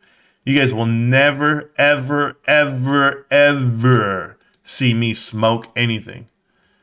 Not a cigarette, not a cigar, not a pipe, not an edible, nothing. There is nothing I'm going to do. It's not even in my body. 1.6 million shares trade back and forth, which is nothing. Oh, man, you think they gave up yet? Nah, let them do what they do. Oh, my goodness. Today I bought another GameStop share. Got a good deal on it, too. Yeah, me too, man. Bong grip. You get too much. Send the kid an Uber. No one cycle, though. Yeah, I don't know. I don't know who we're doing it. But now, guys. Even I wouldn't smoke an edible. I don't know what that means. I just said that. I don't know much. I don't know how it all works. What you get if you cross an elephant and a rhino? Elephino. Yeah, I know that one. I mean, that's a GTA. You type that in, bro. Like, you sat there and you typed that shit in. I got Marantz with this one. This is the next joke of the year. Oh, bro. Everybody's going to laugh. No, I'm laughing already. I'm laughing at Bed Bath & Beyond. And AMC. You know what, guys? I haven't been doing the Mexican candies because I was like, I was on this health tip for a minute. But I'll be back with the Mexican candy. Holy shit. Let me do it. I'll be right back. I'm still on a health tip. I'm only drinking water. But I want to have a Mexican candy because I know my wife has them right there. Oh, you know what I can do? Yeah, I'll be right back. Watch this shit. I'll just do this right now. Is it Sue Gov? Don't ever let me close her down. I'm going to keep all these things open. I don't need this one open. Boom. You go to YouTube, okay? When you go to YouTube, you go to your channel. You go to the channel. It's an awesome channel, by the way, guys. Great hangout for everybody who's here. And then you're going to go to playlist. Boom. And then you're going to go to playlist, and you're going to go to GameStop tracks played on the channel.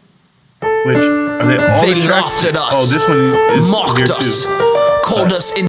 There you go. Grab back. Oops.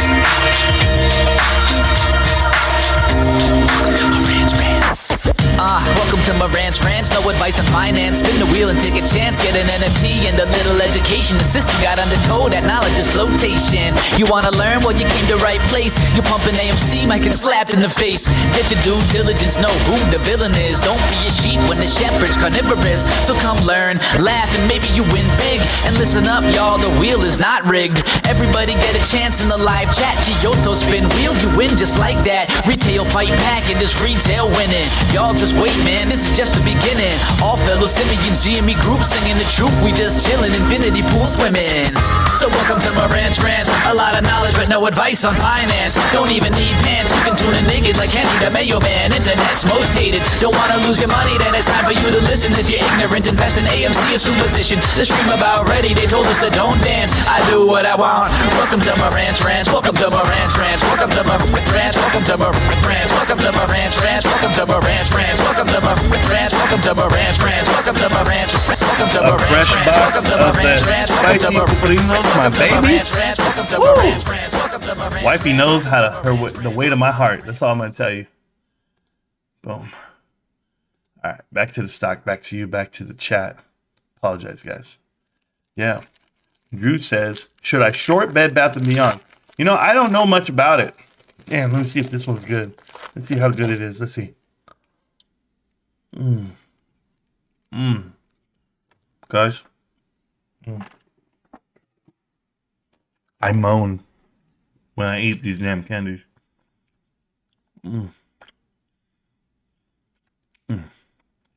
Oh my God.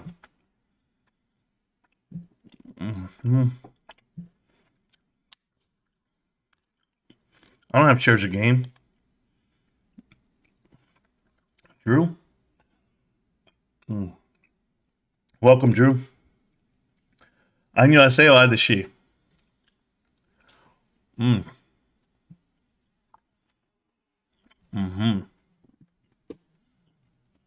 My cats are fighting. Bros. GameStop looks great.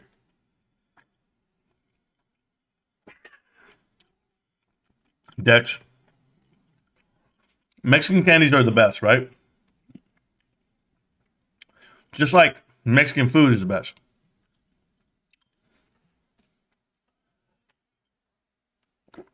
But for me, I like a lot of Korean food. And I just like everything. You know what, guys? I don't know if it still tastes good. I don't know what's going on. So I'm gonna check out another one. What's up, man? I've been listening to you during my lunch break. Someone said you covered my video earlier. I did cover it, my man. And I was saying that I was talking about Bed Bath & Beyond and the warrants themselves. I want to go into detail with it. I want you to go into detail with it on the show. I'm tearing apart Bed Bath & Beyond, by the way, if you don't notice. I have these videos called Connecting the Dots. and they're awesome. And they show you the connection between private equity, hostile takeovers, leverage buyouts of publicly traded companies. And Bed Bath & Beyond is a victim of that right now, and it's going to be. But there you go. Didn't realize you were military too. Yep. Back in the day. Not anymore. My brother, I think he still kind of is. But all my brothers and sisters.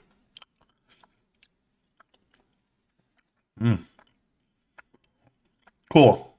You watch Connecting the Dots. Well, I have a part 8 I just made today.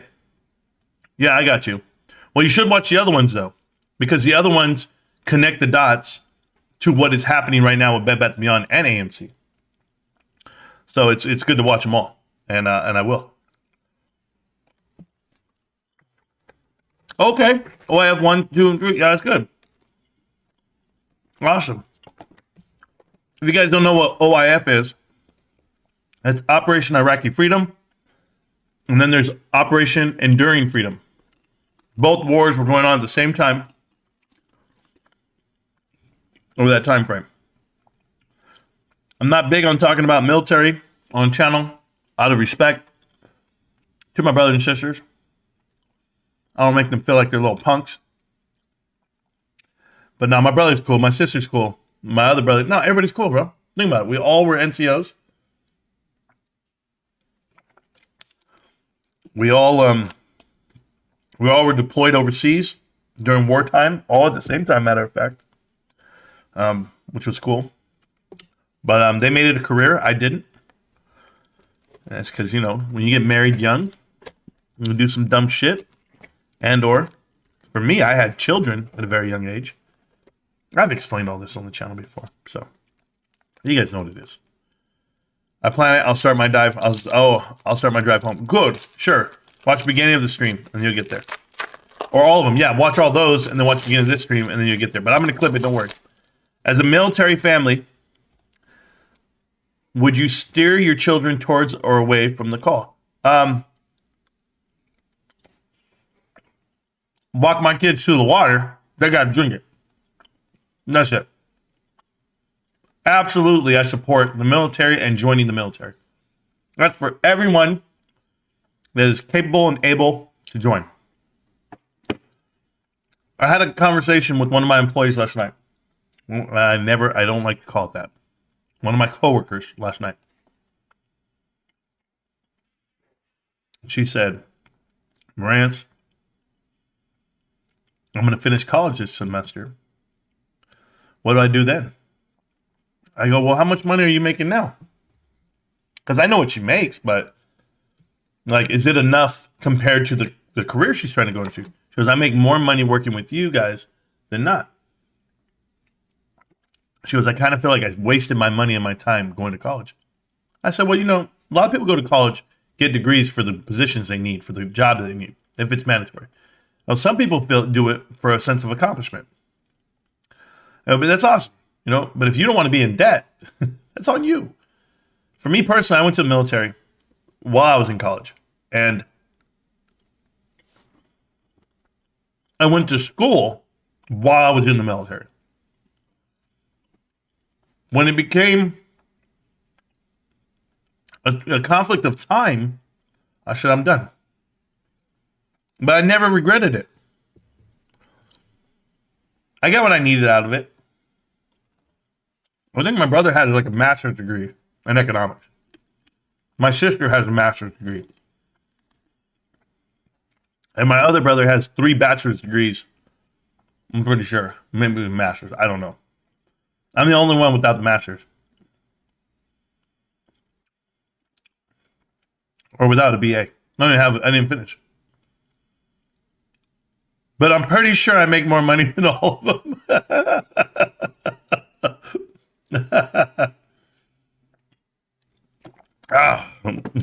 I'm not pretty sure. I know I am. But they're my fan. I love these guys. It's hilarious to me. But it's a good thing, man. Stay in the military. It's awesome. I loved it. There's nothing that I would never change the time I spent. So yeah, I push it on to him always. I had that conversation with my boy. My boy's doing it right now. So he's out there doing his thing. He's actually in Colorado. Do you have an opinion on TRKA? Yeah, I do. I feel that it's taken up too many damn questions in the chat today. My opinion is that it shouldn't even be spoken about.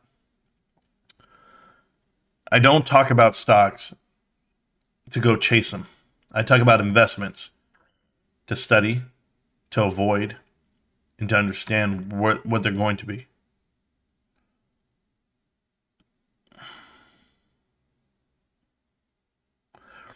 Yeah, you guys are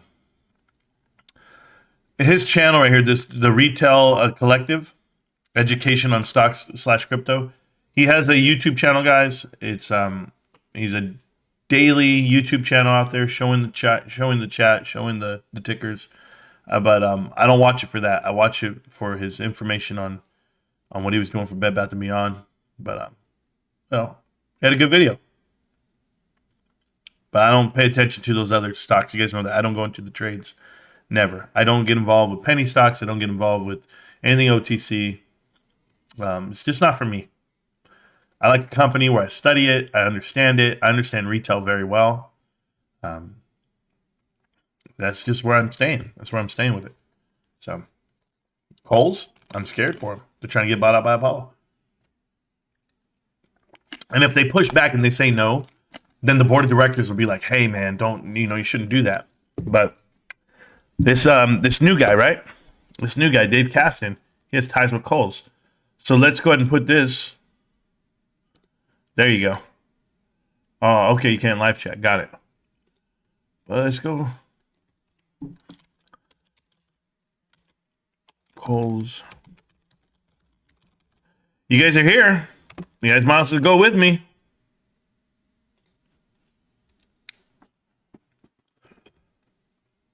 Here you go. How you guys doing? This is the board of directors here. They're all smiling. A very diverse crowd. Kinda. iMart Express. Walmart. I've seen a lot of people at Walmart. Vice President, Walmart Southwest Division, Cardinal Health. You see, I always trip out on people who go from like different operations. L brands. Ah, wow. Victoria's Secret and L brands. Victoria's Secret. That's L brands? Leslie Wexler? No fucking way. Did that really just happen? That's L brands, right? Leslie Wexler. The Jeffrey Epstein, Bain Capital, Apollo connection, Leon Black. There's no way Sue Gove was in L brands. There's no way. Hold on. Did that really? I'm not going to go there yet. Hold on. Blackstone. They're here. Oh, man. Blackstone's here, guys. This is not looking good. Yeah. Hey, Stacks. No bueno. No bueno. I know. People work for people all the time. What are you talking about? I can look more into this too. See your management positions at Dunny Hampton Ltd. I bet you if I look this stuff up, guys, I bet you they're connected to somebody. Man, I'm just reading. This is the board of directors. See, like, what is Food and Medicine Consumer Product Company? What did they have to do? Prior to that, she was the director of Lululemon. Who owns Lululemon? I'll find out. 20 years at Starbucks. Yo, I don't trust any of these people, man. I trust no one. This is crazy. You're from the Hyatt. You're over here. Playa Hotels and Resorts in North in NV in Nevada. Thayer Ventures Acquisition Corp. Huh. Who is Thayer with? Who is Thayer? Was that what they were? Is that how he spelled it? I don't know how he spelled it. It's the other way around.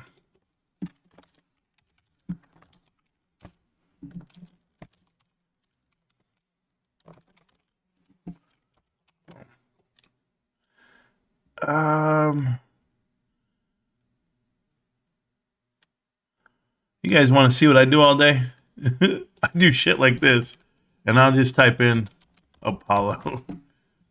Let me see what it says. They don't have anything with Apollo, so it's not Apollo. Who are they? There's someone, but I gotta know who.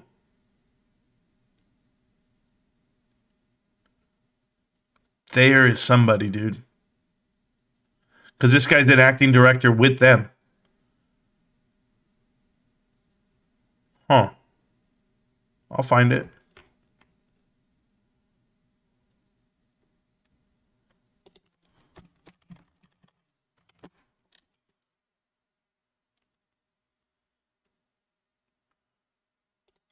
These boys. I have no idea who you are. You got a nice website. Team.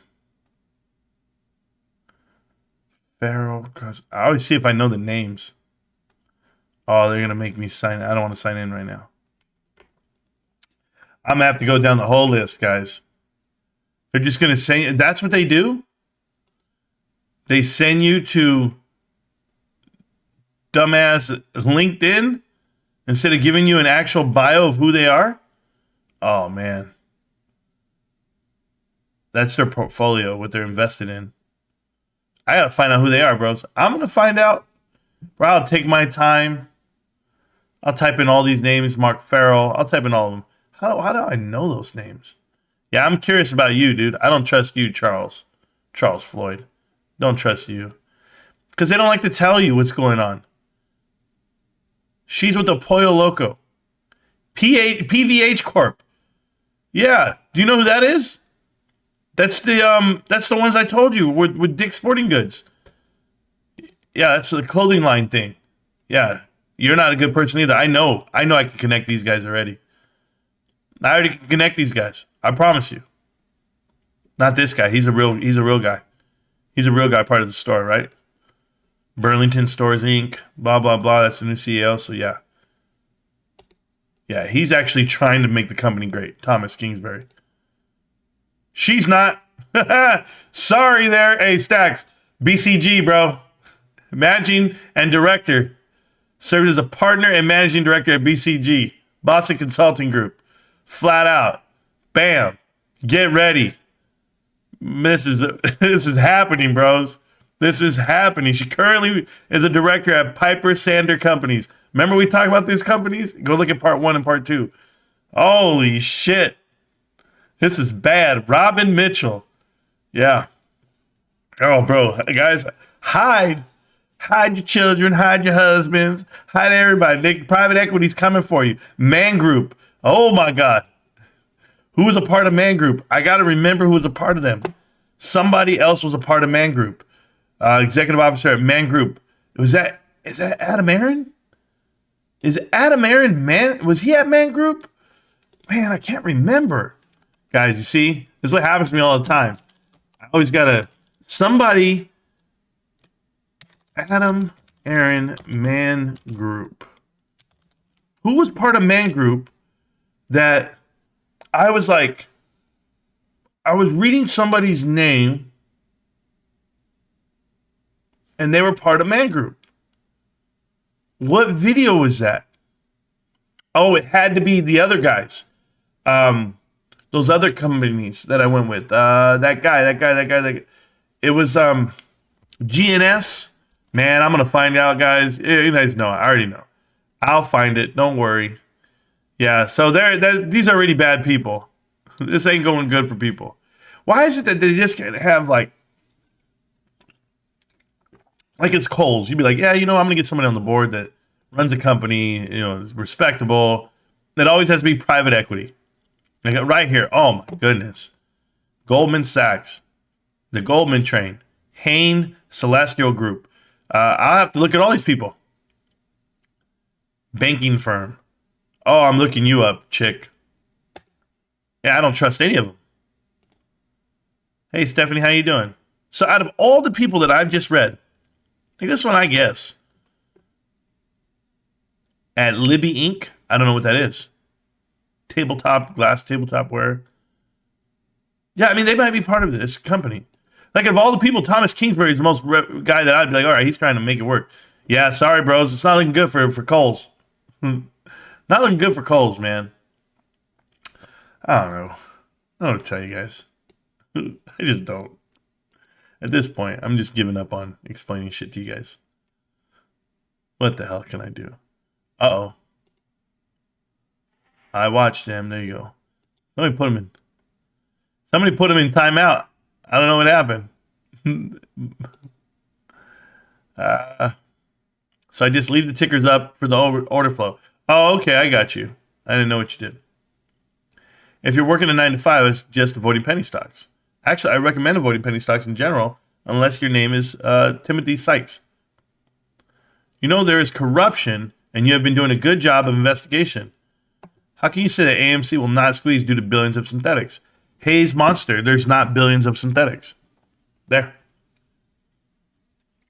You have the same circle jerk friends that keep telling you there's billions of synthetics. There's no such thing. Lululemon was another pump and dump, wasn't it? Or maybe I'm thinking about something else. I don't know. It's a good stock every now and then. A good company, I guess. I don't know much about it. I don't wear the clothes.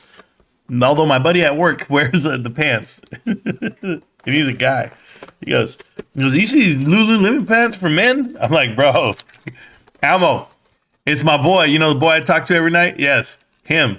He wears Lululemon pants, bro. I can't get over it. Anyway, yeah, there's not billions of synthetics in AMC. There is like 30,000 people that say the same shit every night. And they think there's millions of them. Where are the millions? Don't believe it. Don't believe me. Well, look, they just told you. Because there are no billions of synthetics. Correct. How can AMC squeeze? The board's corrupted. There was 400 million tokenized AMC stock shares. Back 1-to-1, confirmed. The float's 516 million. Now 1.5 billion. AMC has no synthetics. Facts. Correct. A quadrillion is supply for the token. Read the fine print. Yeah.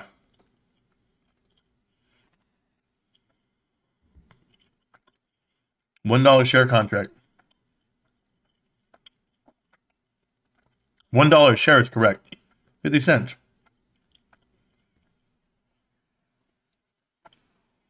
Roger Deepfake Hamilton. Yep.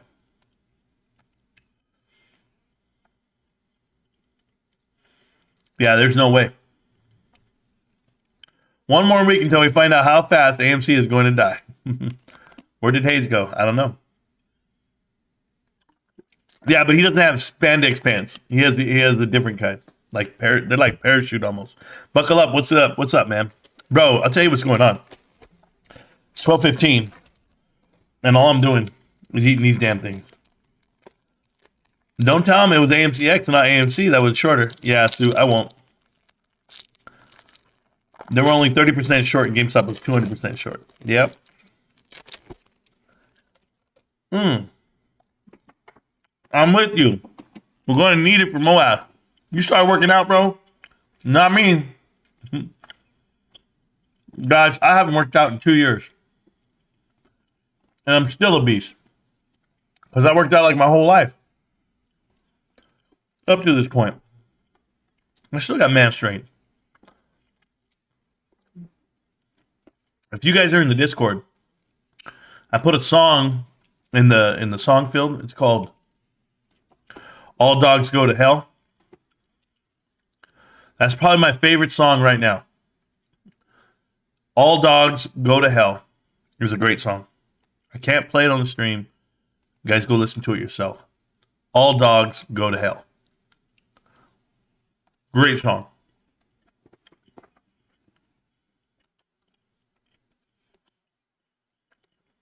All right. Bet back to me on, baby. $1.35. AMC's about to have a battle of 605, 601.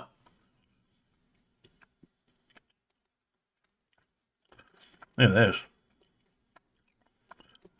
Come on, guys. You guys can't explain what's going on here. I just try to drink this drink with the lid on, bro. You guys saw that live on the stream, bro. Swear to God. All right, somebody get these candies away from me. Wow, this is a problem for me. Oh, my God. All right, I had enough. Can't do it. All right. Oh, we're ready to go. I'm sweating. So are we watching you eat? Ed Backwater, I literally just did 3 hours of DD explanations, everything I want. I got to go cut up a film. I got to go do some stuff. Had to skip the gym, new Secretary of Energy, doing a tour of our facility. Oh, good job. Get it. Get it. Anyway, love you guys. I'm going to get going. I'm going to go cut up that film I did earlier. I appreciate everybody. You know that. It's GameStop, can't stop, won't stop, GameStop. I appreciate everything. Everybody else can eat a fatty. Okay? Do your thing. Peace. I think. Peace. Yeah. Oh! Wow. Welcome to Marantz Rantz. No lot lizard. Welcome to Marantz Rantz. No advice on finance. Spin the wheel and take a chance. Get an NFT and a little education. The system got undertow. That knowledge is flotation. You wanna learn? Well, you came to right place. You're pumping AMC, might get slapped in the face. Get your due diligence. Know who the villain is. Don't be a sheep when the shepherd's carnivorous. So come learn, laugh, and maybe you win big. And listen up, y'all. The wheel is not rigged. Everybody get a chance in the live chat. Kyoto spin wheel, you win just like that. Retail fight back in this retail winning. Y'all just wait, man, this is just the beginning. All fellow simians, GME group singing the truth. We just chilling, infinity pool swimming. So welcome to Marantz Rantz. A lot of knowledge but no advice on finance. Don't even need pants, you can tune in naked like Kenny the Mayo Man. Internet's most hated. Don't wanna lose your money, then it's time for you to listen. If you're ignorant, invest in AMC, assume position. The stream about ready, they told us to don't dance. I do what I want. Welcome to Marantz Rantz. Welcome to Marantz Rantz. Welcome to Marantz Rantz. Welcome to Marantz Rantz. Welcome to Marantz Rantz. Welcome to Marantz Rantz. Welcome to Marantz Rantz. Welcome to Marantz Rantz.